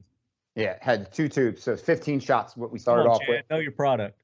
Yeah, we had a Mossberg 500 with the Kinshot buffer tube, the hydraulic buffer tube system in it. Which, if you haven't shot that, it's mind blowing. Yeah. Then we did. We had a couple Benellis out there, and we had Black Aces Tactical Pro X and 2 Black Aces Tactical bullpups, a left and a right-handed. And yeah, we probably on that day there was easily 1,000 target loads shot of shotgun shells. Yeah. Now, are you guys going to be set up at any trade shows or anything coming up? I don't have anything on the calendar right now. We're potentially going to go in on a booth, and maybe this is something that we can talk about later, Todd. But we're looking at going to CanCon in Georgia, and we're gonna split a booth with Mitchell Defense. So we'll put all of our stuff on their rifles. We'll split a lane and then go. And then there's one in Texas that we're looking at doing. Mitchell Defense. I'm not familiar with them. I'll get you in. I'll connect you and Nathan. He's actually another veteran-owned company. He's a special amphibious reconnaissance corpsman. He's also a recon Navy guy. He's from my world, and he got out and he's up in Pennsylvania, and his guns are sweet. They're nice. Remind me to show you this when we get off. Yeah. But so that's about it. That's in November. So there's one coming up, and again, when we get off, remind me to tell you about. There's another one in Georgia. It's a big one, so I might be able to get you guys in on it. So okay, just remind me when we get done. So as it stands right now, if somebody wanted to get some hands-on with the buttstock or the Ryker products, nothing coming up where they can go and attend, and no range days or anything like that you got. Yeah, nothing that I'm aware of. We just finished up MTOA and OTOA, and we're looking at doing a 3rd or a 4th show this year. Okay. So and just like Ron talked about, we're trying to do some. There's a lot of AK competition events coming up. Also, I don't know how well that'll translate to an AK, but a lot of them have been modernized, and they're put the AR adapters on there to where they can put any kind of buttstock that they want on them. So could be something. I don't know. Have you tried it on a folding stock yet? Have you put yours on a folding? Yep. Works good. Yeah, no issues. Some folding knuckles are a little bit different than others, but it functions just the same. Yeah, I would think so. I mean, it's just, and it'll fit on any kind of like a 6 adjustable or whatever. Or mil-spec or commercial buffer tube. Absolutely. Yeah, we make them for a mil-spec. That was one of the things that came out of our T&E was we were trying to do a universal one to begin with, and then we decided there was enough folks that wanted 2 different versions. So we have a commercial and a mil-spec version. Okay, and you got all kinds of different colors, I assume. Mm-hmm. People can get. We got 5 colors on the mil-spec version. You get black, OD green, flat dark earth, dark gray, and foliage green. There you go. And you can always rattle can it. Yeah. Always throw that rattle can on there, baby. I love rattle can and shit. Very cool. So your website, give your website. www.valiant-dynamics.com. Or you can leave the hyphen out. Or you can leave the hyphen out, yeah. Said. Email doesn't work like that though, but the website will direct you there. So your email, I guess they can get all that, links and everything to your social medias. All that's on your website? It's all on our website, absolutely. YouTube channel, all that. Very cool. And Ryker, Ron? RykerUSA.com. That's it. RYKER USA.com. Ryker USA on YouTube, Instagram, Twitter, and also Instructor One, as we just saw. And we talked about in that NRA episode, we talked about your new switch grips that you've got, the Ryker switch grips. Talk about one more time, just refresh our listeners who maybe didn't see that episode yet. What you got going with the new technology in your grips. So our ultimate goal from the beginning was to put the controls for your devices into the grip. two of the big things that we got from day one was like, hey, you should put your controls in it. And we're like, yes, that's letting us know we were on the right track. And then everybody was like, can you add texture? And we added texture. The other thing that we added when we released, we call it the Ryker Control, CTRL, so you can control your equipment better. We were really thinking about the end user, and we've added in cable management clips on the inside, on both sides of the grip. So the Ryker Control comes in a single lead laser option with the crane type connector, or it comes in a single lead light option with the Surefire type connector. It comes with our standard, your standard M-lock post. And I say this every time, the Ryker logo is on this. As long as that Ryker logo is up, doesn't matter if it's for a left or right-handed shooter, the grip will fit properly. And it's gonna come with our cable management clips. And I just put a video up on our YouTube about these the other day. And what this, okay, I got some butterfingers going. On those. So what we got here is, and you can see everything on this Black Aces bullpup. So we came up with these clips to remove the need for zip ties, rubber bands, and tape, right? So you can you line the cable up in the tracks behind here. You have these wings that come down that give you a nice extra added, bump protection, and they just clip right onto the top of the rail. You call them the OCD clips. And then this is we found out. So this is the single lead laser, the crane type connector, but this is an insight light that operates off of a crane type connector. We've also found that all the Hollow Sun light laser combos use the crane type connector. Nice. The Surefire one works just the same. Surefire adapter, and that's just the Surefire light. So it works either way. And then right here, I have the control set up with the app heel, so you can activate your laser. Now, you need those cord managements for your headset. Yeah. The thing with the laser button, it is a momentary or a double tap for constant on. The light is momentary only.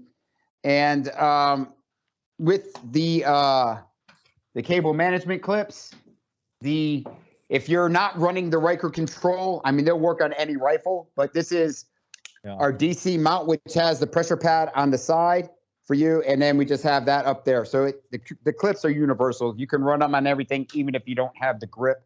And those actually were just put on the website last week. And then we redesigned our sling. So our sling comes in, our sling comes in a traditional multicam. It comes in a black multicam, and we haven't released these yet. We have a limited number. We went a little old school throwback. We got a limited run of M81 Ryker version 2 slings, which are going to be on the website pretty soon. We're just actually waiting on product shots. But God's plaid right there. Comfortable slings. I like it that they're not real thick either. Yeah. They're like a inch. Yeah, I think like inch. And inch we, inch and a pinch. One of the things that kind of like made us feel pretty good is we just got picked up. Our slings just got picked up by some of the top tier special operations units. So congratulations. Yeah, that's pretty cool. You guys are cranking out some good products, and I like to see that you've evolved from. And I've got the original one. I don't know. I think it's on one of my guns in the safe. But from your original one to where you guys have evolved, and you've listened to the end user, and you've adapted, and you've things. You're listening to your people, and you're making what people want. So, yeah.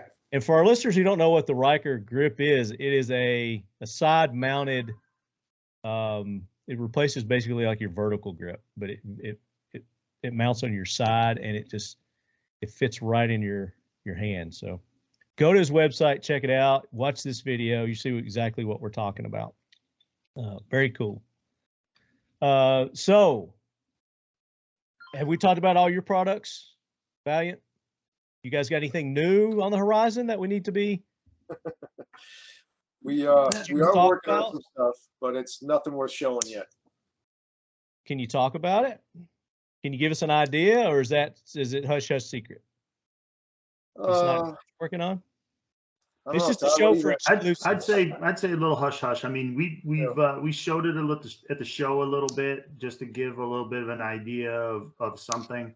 So yeah, right now we're just gonna. Yeah, just stay tuned. Yeah. Give me a little something. Give me a hint. Give me a hint. It would be for the 12% of the people that maybe aren't comfortable with the EvolvR. Okay. Yep. Okay. I got you. So something again on the tail end of the gun. Yep. Looking at the tail end of the gun. Okay. Yeah. All right. Got you. Very cool. So guys, thank you so much for telling us about your products. Now it's time to learn more about you personally. And maybe, a little more about your companies too, but it's time for the new guy, and sometimes the girl questions. Introducing our new belly band holster. Whether you're hitting the gym or running a quick errand, our belly band is one of the most comfortable and safest ways to carry your firearm. The center section allows you to carry most common pistols. Left or right-handed, this has you covered. A hard laminate trigger shield protects the firearm's trigger from unwanted intrusion, giving you ease of mind while carrying every day. 2 elastic sleeves give you the flexibility to carry other everyday items, such as spare mags, flashlight, knife, or pepper spray. 2 zippered pockets run on both sides, offering the option to carry smaller items, such as money, cards, or keys. Flush fit on your lower back or waist, easily keeping your setup discreet no matter how you choose to carry. Utilizing 3D spacer mesh, these channels allow for exceptional and efficient airflow, giving you maximum comfort and keeping you cool. Carry whenever you want, how you want, with our new belly band holster. Available now.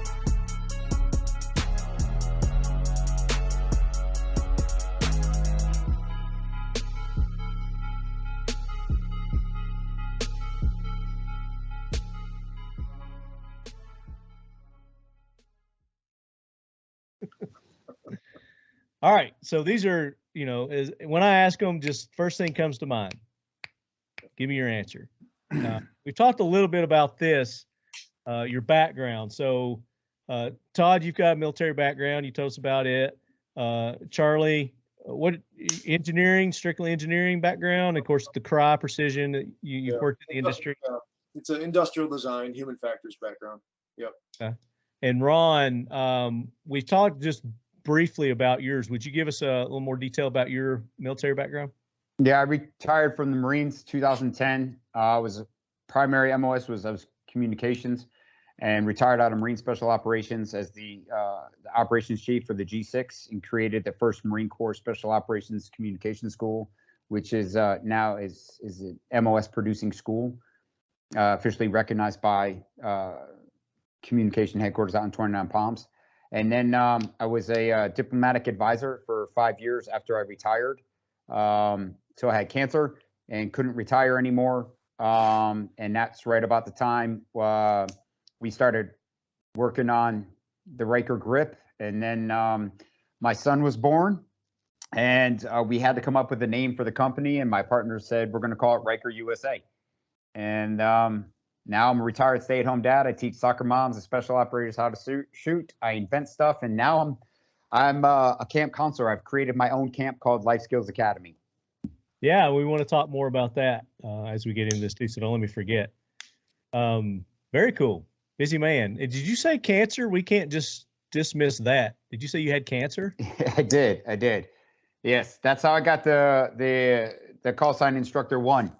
I had testicular cancer at 42, and which will still keep me at high risk for the rest of my life, because it doesn't typically affect men past 36 years of age. A lot of it, my doctor believes, it was environmentally caused because of where I was working up in northern Iraq at the time. Yeah. And there was about 8 of us on the very small project that within a year and a half of being up in this one area came down with some type of cancer. So I found it. The thing that was fortunate for me, and I'm glad you brought it up, but guys, if there's a lump, if you feel it, don't put it off. Don't you act immediately. The thing where and don't tell me you don't feel around down there, because you're touching that thing. You're gonna know. One of the things I started doing is because 90 on, 90 off, and I started seeing like my whole body was just changing, my energy levels, everything was messed up. So I started seeing urologists to do blood panels, and this is how you get your insurance company to cover all of this stuff. You run it through urology, not through your regular doctor. So I was doing the blood work when I got home within 3 days of each trip, and right before I left, to see where I was at, so we could kind of find my rhythm in the event that I needed to do hormone therapy, which I'm not doing. So I had seen my urologist just about 2.5 months before I found the lump happened. I found the lump on a Saturday. I was in the shower, had an ultrasound Monday, got the results Tuesday, had pre-op Wednesday, Thursday was surgery. And yeah, so and I told him, because I was supposed to be going back to work Friday. It was actually going to be my last trip. And I was like, hey, can I do this when I come back from work? And they're like, yeah. When will you be back from work? I was like, I'll be back in 90 days. And they're like, where do you work? I was like, Iraq. And they're like, yeah, you'll be stage 4 cancer in 90 days. The guy's like, he goes, this is an aggressive tumor. He goes, it wasn't there 2 months ago when I saw you. He goes, it has to come out right now. I'm like, okay, let's do it. So I got extremely lucky. They went in, they took the whole testicle, but I made a man cub off of one. Instructor 1. That's instructor 1. Oh, so no. you don't pick your call sign, right? But yeah, take it serious. I got so lucky on that, and now we just really try to do our best to live really clean clean lifestyle. You should also start maybe a YouTube channel, or maybe do a podcast on insurance tips too, because 12 gauge shotguns, I did not know that. I got to check. So I would assume that they don't cover anything if you're returning fire. So the way the guy explained it to me was, I said, if someone broke into my house, they kicked my door in, and they did that damage, and I was like, and I got into a gunfight with them, and I was using a shotgun, would all that be covered under my homeowner's insurance policy of destruction? And he goes, them physically breaking into the house, the damage that they did would 100% be covered. He says, but the damage that you chose to inflict on your property would not be. I had no choice. Yeah. Jackwagons. There's your Jackwagons. Jackwagon. What if the guy had a shotgun and he was doing damage? See? Yeah. So then just run downstairs and shoot the opposite direction. Dead, go put the shotgun in his hand. Yeah. He did it. Yep. All right. So got your backgrounds there. Thank you for your service, gentlemen, Ron, Todd. Any law enforcement? You guys take on any law enforcement after any of that? No? Okay. And Charlie, where did you go to college? College for Creative Studies in Detroit, CCS. Detroit. So you've been in Detroit your whole life then, pretty much? Mostly, yeah. Yeah, mostly. Yeah. Very good. And what do you, I assume you carry? Do you have your own personal firearm? Yeah. What do you carry? It's a Kimber 1911. It's a Series 1 before they put all those silly safeties in them. 1911 guy. Okay. And 45, I assume? Oh, yeah. Yeah. What about you, Todd? SIG, 9mm. SIG 9. Okay. Ron? On what 43. day? I guess it depends on what day, right? Nah, one of the things that I teach is you got to have the commonality of stuff. If your bedside gun is a revolver, but yet your carry piece is a Glock and your truck gun is a SIG, you're not doing yourself any favors. Yeah. So we're pretty invested in Glock in this house. I carry a 43X. My wife carries a 48. So our mags are interchangeable. Our battle belts, both full-size Glocks, and then our carbines also shoot Glock mags. So everything that my wife can have forwards and backwards is compatible with each other on our team, But nice. You get a carbine. Nice. 9 mil. Yes. Yes. I do need one of those. But yeah, Glock 43X with I actually have a Swamp Fox red dot micro dot on it, and I need to get in touch with those guys too, because they were supposed to have come by at NRA, and for some reason we weren't able to get them on. I think you were introducing me to them too. Yeah, I've been running that one on my 43X. I think over 2 years. It's held up. I haven't had any issues with it. I've got a CT on mine, Curve to Trace. Nice. Yeah. It runs pretty good. And this is one of those Polymer 80s. Of course, they run Glock mag, so it's a Glock. There you go. Got a little different grip, though. A little different grip angle. I like it. I dig it. That's not. I'm just looking guy. at it. Yeah, just looking at it like that. It looked a little. The pitch looked a little bit like a 1911. It's more like a 1911 kind of. Yeah. Thing. Yeah. I got a couple of those. Yeah. I grew up on a 1911 in the Marine Corps, and carried it forever. And it wasn't until 03 till I went to Yemen when I got issued a Glock, and I was just like, and then I shot, and I'm like, I'm hooked. I'm hooked. On that same train of thought and note, what was the first firearm you ever shot? In the Marine Corps or as a kid? No, ever. First one you ever took in. Crossman pellet gun. Pellet gun? Was it one of the pumps? It was a CO2. Yeah, my dad had got me that. I honestly think I was like 3 or 4 years old. He had got it, and we would set up.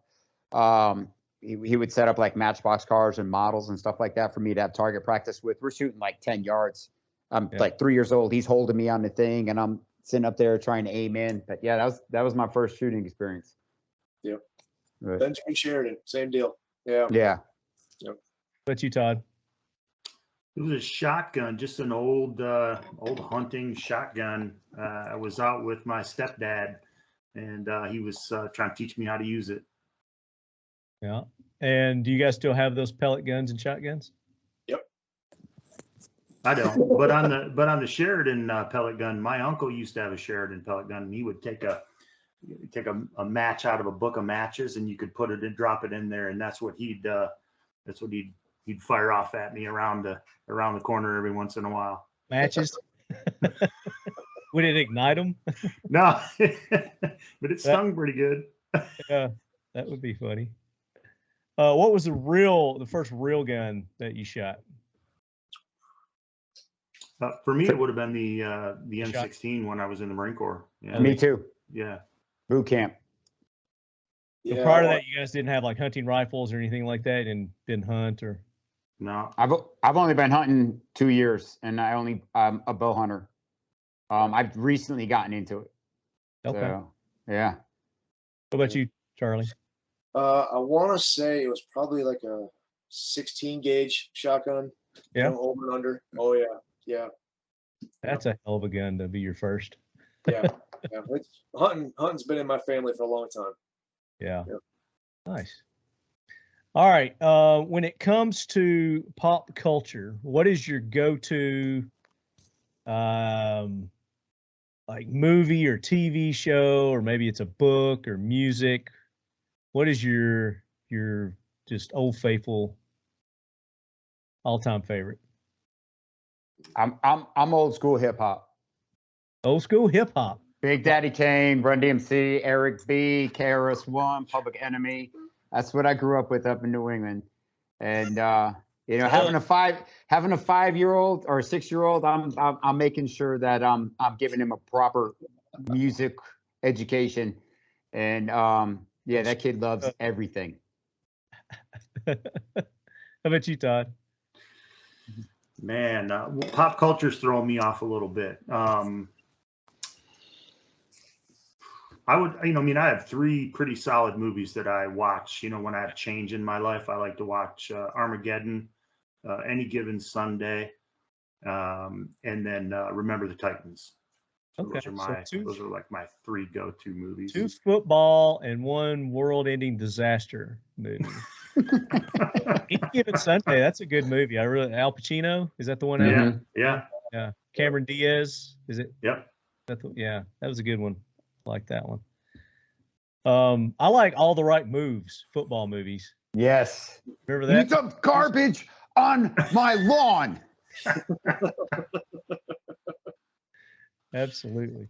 What about you, Charlie? Yeah, I'm with Todd. I'm not much of a pop culture guy, but in terms of on my playlist, it's anywhere from Hank Jr. to Metallica to Tupac and Biggie. So Variety. Yeah. Variety's the spice of life, baby. I would say the military did that to me too. I mean, when it comes to music, I'm across the board. I listen to anything and everything. Yeah. What do you listen to really get you jazzed up? Sorry, say that again? To get you jazzed up, what do you listen to? Kid Rock, Devil Without a Cause. Yeah, I'm getting goosebumps now. Yeah. Listening to Kid Rock. Very cool. You need to come to Nashville. He's got that bar here, you know. Come down to Nashville. We'll go to Kid Rock's bar.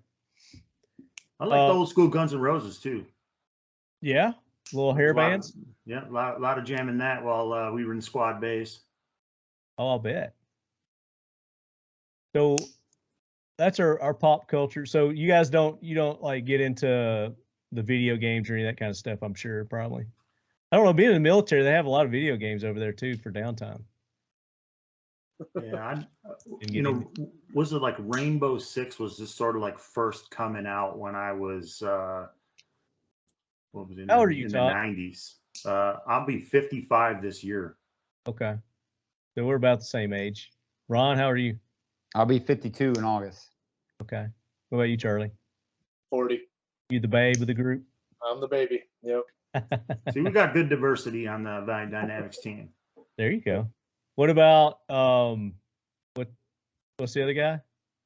Trevor? Trevor. How is Trevor? I think he's 42.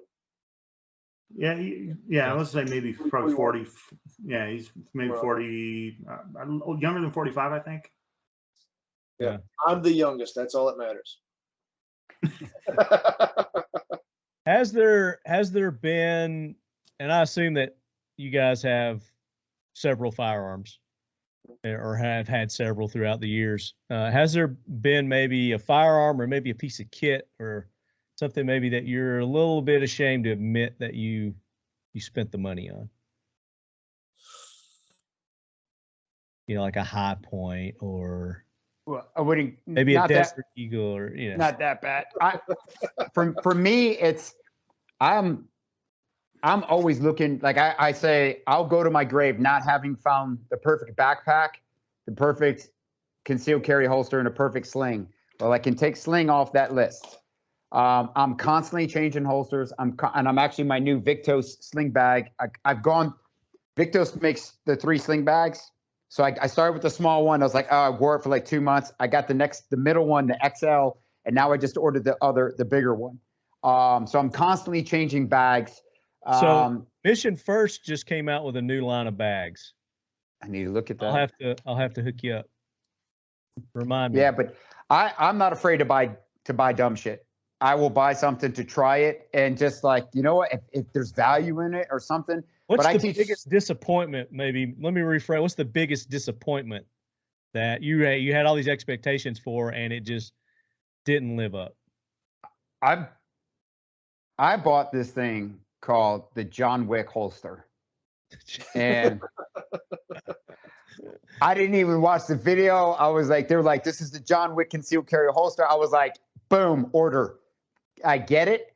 And I'm like, what the hell is this? So it's an Apex. It's a very minimalist holster. The only good thing about this holster is that you can make it ambidextrous. You can flip the belt loop around. Okay. But this whole thing is they said you want the pistol sub. So the pistol grip the belt is covering your pistol grip. They want you to stick your hand in the pocket, put your finger on the muzzle and push the pistol up to free it and then retrieve it with your hand. That's not what John Wick does. No, it's not. And I was so mad and I was just like, so I save it and when I teach my concealed carry class and I'm talking about equipment selection, I call this the never ever. So Yeah. never ever. But that's probably the worst piece of kit I bought that I spent $30 on. Yeah, I'll agree with that. What about you, Charlie? I see you thinking there. Oh man, so there are several body armor vests that I completely regret saying yes to. But the one thing that it still gets kicked around the floor all the time are one of those what do you call them? The under the arm holster things with the shoulders. Shoulder holster. Yeah, like I got it. It had a cool, neat buckle on it, so like I wanted to get the buckle, and like I don't use it. It's like the guy in Riptide. Remember that old TV show Riptide? He had that shoulder holster. Don Johnson. He carried that maybe 1911 10 millimeter. Yeah. Yeah. So. What about you, Todd? I would say probably I was thinking about that. So non-ballistic plates for training in plate carrier. So I've purchased some non-ballistic plates. And then you were saying earlier, probably the thing that I thought that was the weirdest is also plate carrier related was the tough hook. Like I got the tough hook came with a plate carrier that I bought one time, and I was just like, you know, I didn't quite get the purpose of it, mostly because I couldn't figure out where I was hanging it. What was it called? Tough hook? The tough hook. Yeah. It's a hanger for a carrier plate? Yeah. Okay. I see you got one behind you there. Yep. You got it hanging on something there. That's not the tough hook, is it? No, that's just like a stand. I got you. All right. So what is your next gotta have, wanna have? As soon as you get the time or, the scratch, you got, a couple more bucks you need to save up. What are you going to purchase? Could be anything. More ammo. More ammo? You can do that right now. Yeah. There's some smoking deals on ammo right now. You need to load up the ammo. Especially some 300 blackout. I saw a great deal on some 300 blackout subsonic the other day. That Ruger 5.7's been on my list for a while now. That little the LC carbine. Yeah. That thing's keeping me up at night. Okay. It's funny you said it earlier, the Desert Eagle. I mean, I've just for a long time I've looked at it and Do you want a Desert Eagle? Yeah, and I'm kind of like, but I got a little savings account for it. I don't know if I'll make it all the way there. We'll see. Oh, you can make that. You get one more sale and you're there. What about you, Ron? Oh man, I want the Gen 12, the Genesis Arms 12 gauge. Their Oh SBS. my gosh, yes, Yeah. absolutely. Those things are badass. I had those guys on it, NRA too. Yeah, they were supposed to. They have one coming to me. Just hasn't got here yet. But because mag-fed shotgun. Oh man, I got that thing. Wow. When I get that, I'm never shooting an AR again. I'm just going to shoot that. And you need to get some enhanced insurance for your house. Just put some ballistic walls down my fatal funnel. Yeah. So this one is, think of the last question, but just souped up. So laws be damned, money be damned. What would you own or do? No laws apply. No money. Money's not an object. Sky's the limit. 20 acres. Yep. 10 houses in a circle, underground tunnel system. all climate controlled, everything. Fallback points in the house. Fully, I don't care, saw, whatever, rooftop position, everybody house, full perimeter, and a moat around it with 2 points of entry in with a drawbridge. So in today's compound, kind of. Are you going to have miniguns? Yes, yeah, that or maybe Sea Whiz. Says the money's not an object. We'll have a Sea Whiz up there. There you go. 5 Sea Whiz. I like it. I like where your head's at. You got to put like crocodiles or hippos in the moat too, just for fun. Piranhas with lasers. Yeah, I'm right there with Ron. I would definitely do like my own community. Absolutely. Yeah. Yeah. Just 20 acres. middle- You get bigger than 20 acres. You know, you need like 15,000 acres, oh, 100 yeah. Yeah. acres. What's you, Todd? I think it'd be a private jet, you know, Like and Lefty. yeah, in the primary thing there would be just to close the distance, you know, and take time out of the equation for folks. Okay. So just for personal travel use, you know, have like your own big trunk. Personal business, yeah, personal business, anything, you know. I've looked into flying a couple of times or getting a pilot's license. You know, people talk about $100 hamburger, and it's just that's because it costs $100 by the time it's said and done. You know, they get in an airplane and they fly to a small airport and they go get a hamburger there. Yeah. Yeah, that's fun. That'd be fun. Now, would you have it weaponized? Would you weaponize your personal jet? Yeah, I would absolutely. Yeah, I probably with wouldn't give away these- all the secrets, but you know, I certainly there'd be something. With all these UFOs, you know, floating around these days, or UAPs, I think is what they call them now. Yeah, you got to have something up there to protect yourself from the unknown, right? Yeah. So that being said, how do you guys feel about what are your beliefs in UFOs, UAPs? Not in the sense of I'm talking about alien, extraterrestrial, or maybe even Bigfoot. Oh man. Well, you'd have to be a fool if you don't, think it's possible. You know, like we can't be the only planet in this universe. Can't be the only life form in this No, there's infinity something else out space. there. Gotta be. Yeah, but do you think that they've actually made it here? Do you think we've actually been visited? Yeah. Ron does. Yeah. He's shaking his head. Yeah, yeah. Oh, hell yeah. Have you had an experience, Ron? No, but it's always been something that, like, I don't know if you guys might remember this. Remember the Leonard Nimoy show when we were kids? In Search of? Yeah. Like, that had me hooked. And that hit everything. That hit UFOs, that hit Bigfoot, that had Loch Ness, like all that stuff. Paranormal, everything, yeah. It's funny you said Bigfoot, because we just other thing I'm doing too, because it's my responsibility to raise my son correctly. We are introducing him to real movies. So we watched Harry and the Hendersons the other day, but he's also seen Kelly's Heroes and The Real Dirty Dozen and Hondo and McClintock and the original Big Jake and Apocalypse Now? Not yet. No, not yet. Not there. Fistful of Dollars, few dollars more. He's all of that. Yeah. Yes. But no, I mean, that's the thing. That's one of the things, like Joe Rogan's always talking about the UFOs and stuff. But there's an author, Annie Jacobson, and she wrote a book about Area 51, and it's freaky. And she also wrote a book.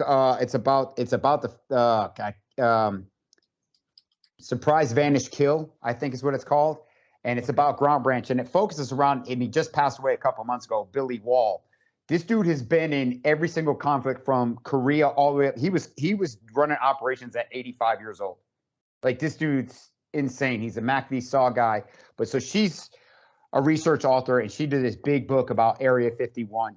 And it is like, I don't think that, I mean, our government's corrupt and they spend money and they waste money and all this, but I don't think the Area 51 would be what it is if there wasn't some truth to it.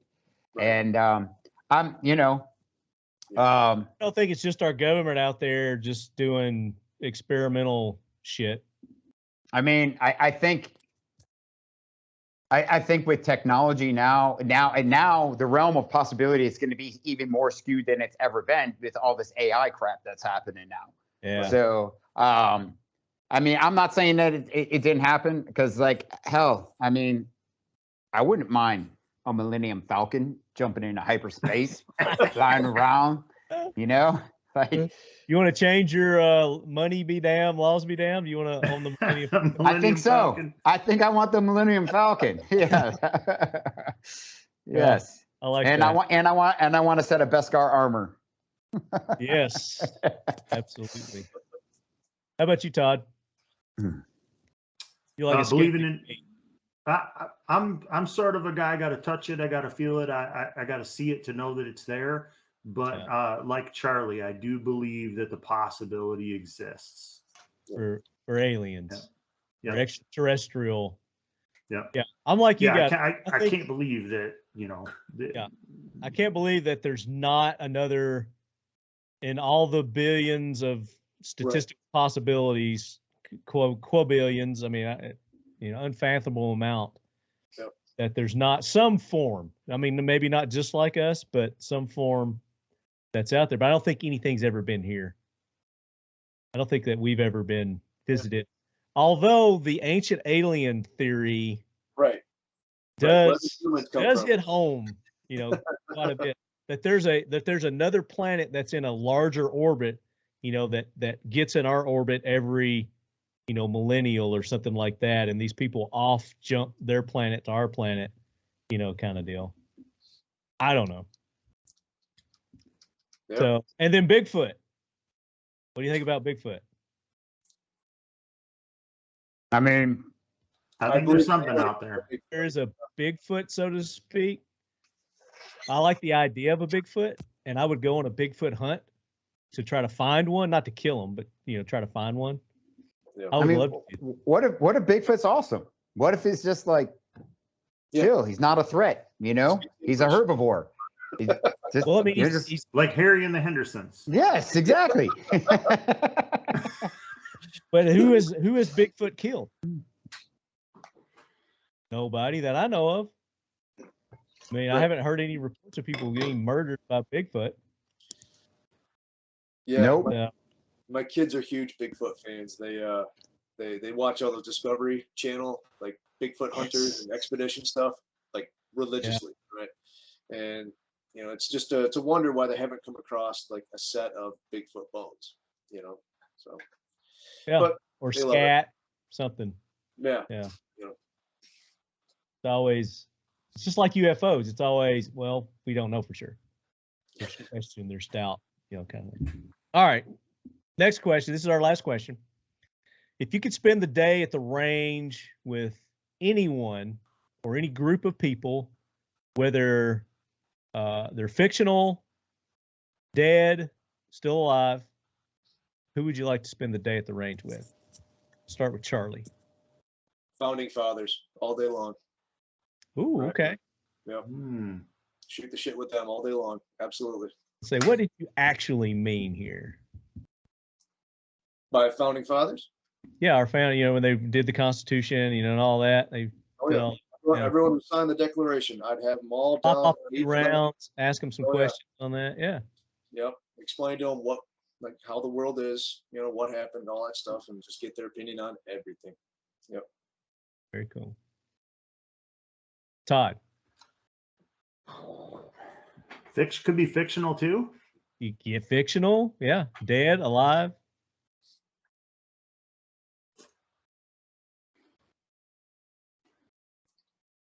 Don't put too much The thought Terminator.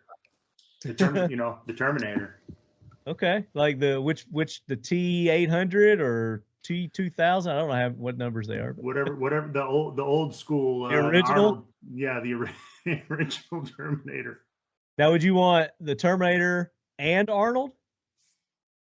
That might be pretty. That might be pretty fun. I would like to spend the day at the range with Arnold. There's a new documentary out on him. I haven't watched it yet. Yeah, I saw that. I haven't seen it yet, but I saw it. It's pretty awesome. Yeah. But just to pick his brain for a day would be interesting. I think. Yeah, he's led an interesting life.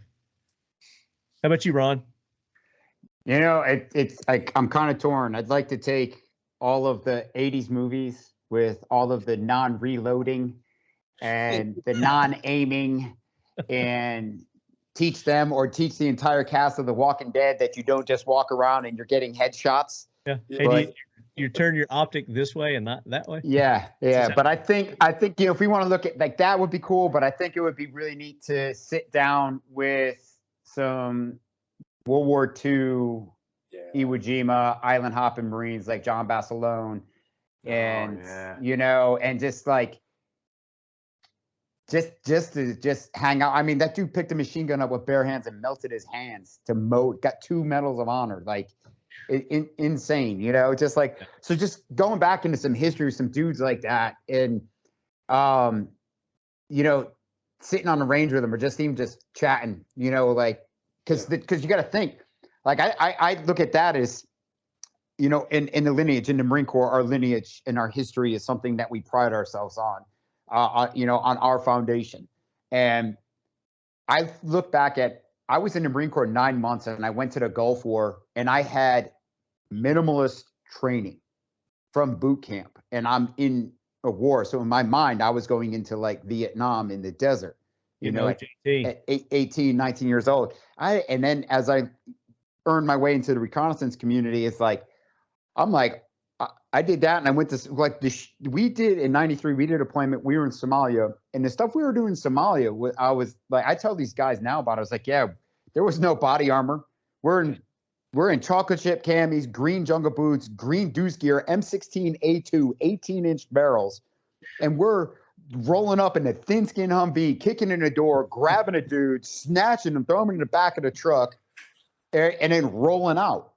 And they're like, what? And I'm like, yeah, that's how we used to do shit in the 90s. You know, and I think about that, but then you think about how these guys, like the assault and the island hopping campaign and all of that, and how these guys, how they trained. Like, it was very minimalist training, and these dudes figured it out, like literally under fire. And that the dudes who survived that, I've been fortunate. I've been fortunate to have had conversations with about 20 Evo survivors in my life, and man, like you want to talk about not feeling worthy? Like, just listening to these guys talk, it's awesome. It's awesome. I'd like to bring some of them back and just compare to what they went through, you know, to our modern day tactics in war, and you know, let them critique and talk about that. That'd be interesting conversation to have. Yeah. Definitely. Well, very cool, guys. You made it through the new guy questions. Congratulations. You made it. You did excellent. There's no winners or losers on the new guy questions. You all win. So congratulations. No, I appreciate it. Yeah.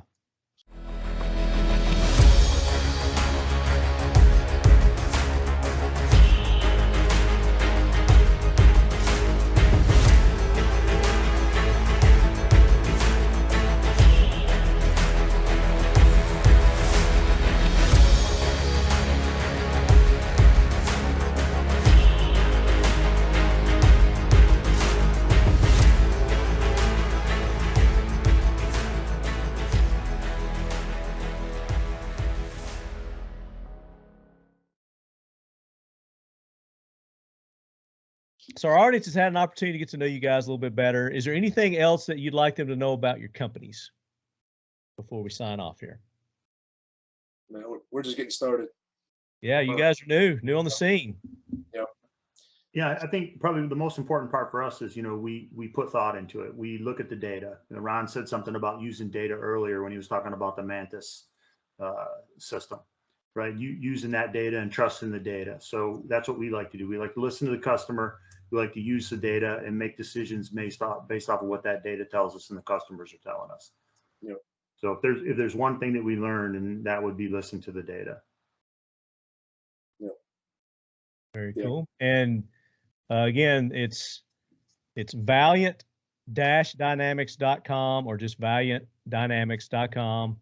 They're on the Instagrams. You guys are on the YouTubes. Are you on the Facebooks and the Twitters? And we got Facebook. We got a Rumble, right? Yep. Soon to be the Rumbles.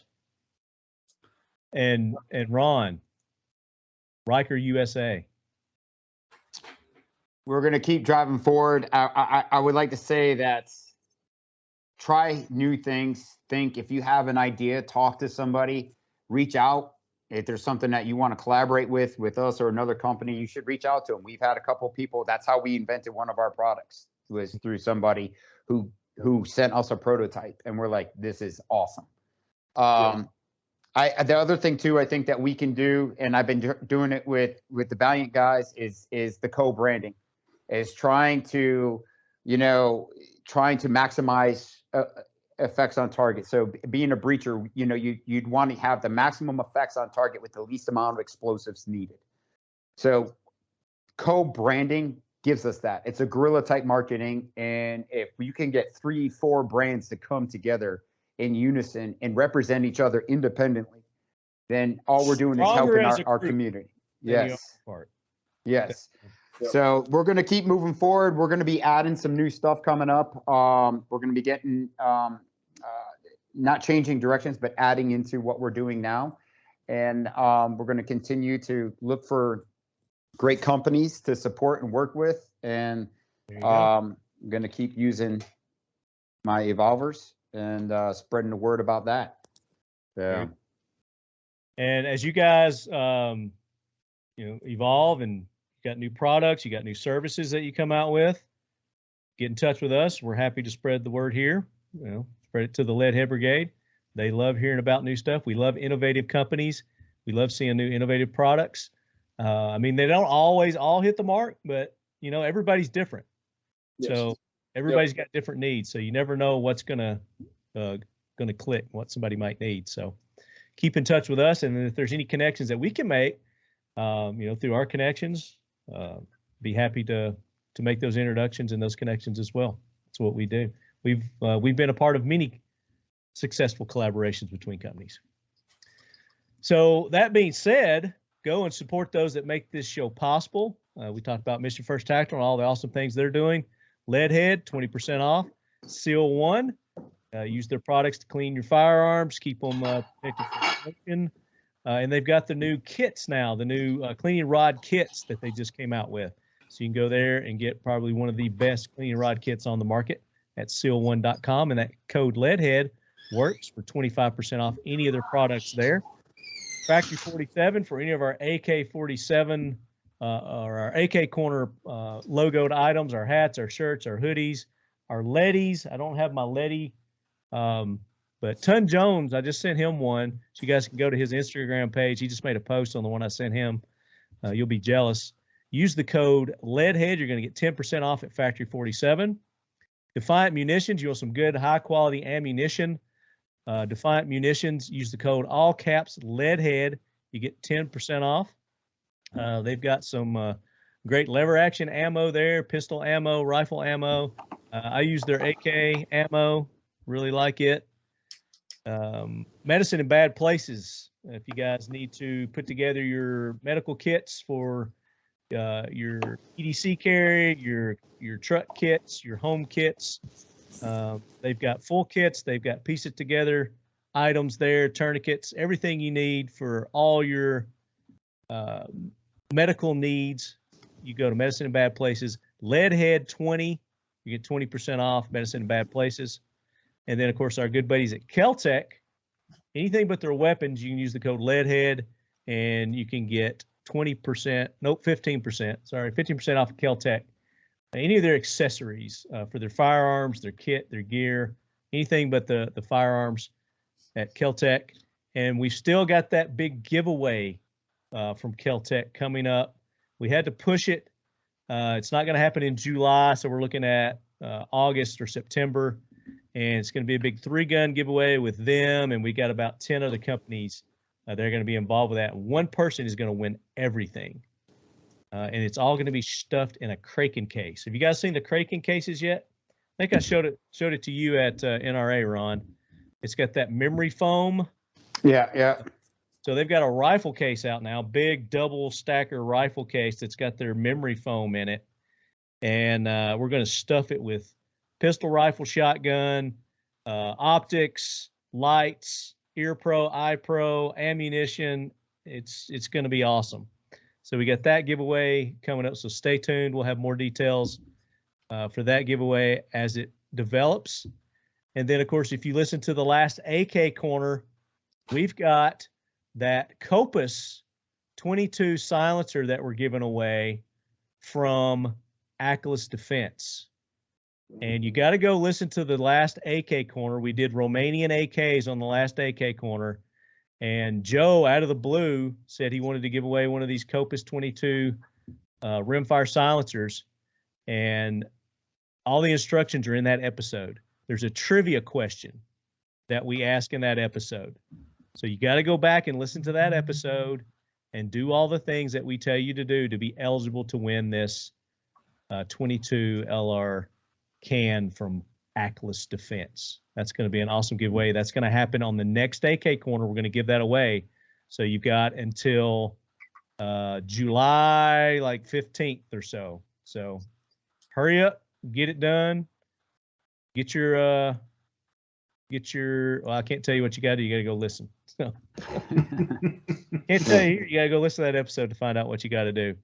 And then, of course, Kraken cases, you guys want to get some of that alien foam. I don't know where they got the technology for this day. It must have been one of those Roswell crashes or something that they got the technology for this foam. But it is amazing. You go to Kraken cases, use the code TalkingLead, and you get 10% off. And that's their Icarus, their Sigma, and their I can't remember what the other one's called right now. But this is a small one. This is their Icarus. I'll show you guys this foam. I don't know if you can see it there, but it's lined. Oh yeah, it's foam, and it's cut resistance. It is heat resistant. I think it's like 800 degrees. I don't know. It's some ridiculous amount. You could throw a hot can in there, suppressor, close it up. I was putting eggs in here, just showing people how soft it is, and closing this up with eggs in it, and it protects eggs. So Kraken cases, go check them out. And then of course our guests today, go follow them on the grams, like their page, buy their products. I don't know if you guys have any sales or discount codes coming up, but go to their websites, go to their Instagrams, and keep an eye on them. Let them know that you heard about them here on the Talking Lead podcast. So Ron, I greatly appreciate you putting this together, brother. It's been great. Todd, pleasure meeting you. Charlie, pleasure meeting you. And maybe we'll get to meet your third partner next time. Sure, Trevor. absolutely. Trevor, right? Yep, Trevor. absolutely. Yeah. So until then, leadheads, as always, keep your loved ones close. Firearms closer. Specifically equipped with your Valiant Dynamics EvolvR Combat Stock. And for your anything that you can shoulder fire and side mount to, the Ryker method, speed, accuracy, and stability are all improved. Set yourself up today. Use the code Ryker20. Train safe, train smart, train with a purpose, and be the difference. Don't be dumb, get you some. Attention business owners, are you ready to take your marketing game to the next level? Look no further than Black Tie Digital Marketing, the firearm-friendly, full-service agency that delivers results. We've worked with industry giants like Keltec, Spikes Tactical, and Armalite, and we even designed the kick-ass new logo at Talkin' Lead. At Black Tie, we blend creativity and data-driven strategies to ensure your message hits the mark every time. From high-end custom websites, graphic design, to inbound marketing campaigns, and everything in between, we've got you covered. Your success is our priority. Join the ranks of the industry's top players and give your business the boost it deserves. Experience the power of Black Tie today. Visit blacktieDigital.com or call 1-800-316-8030 to schedule your free consultation. That's Black Tie Digital Marketing, where firepower meets marketing power. Black Tie Digital Marketing is a proud sponsor of the Talking Lead podcast and the Leadhead Brigade.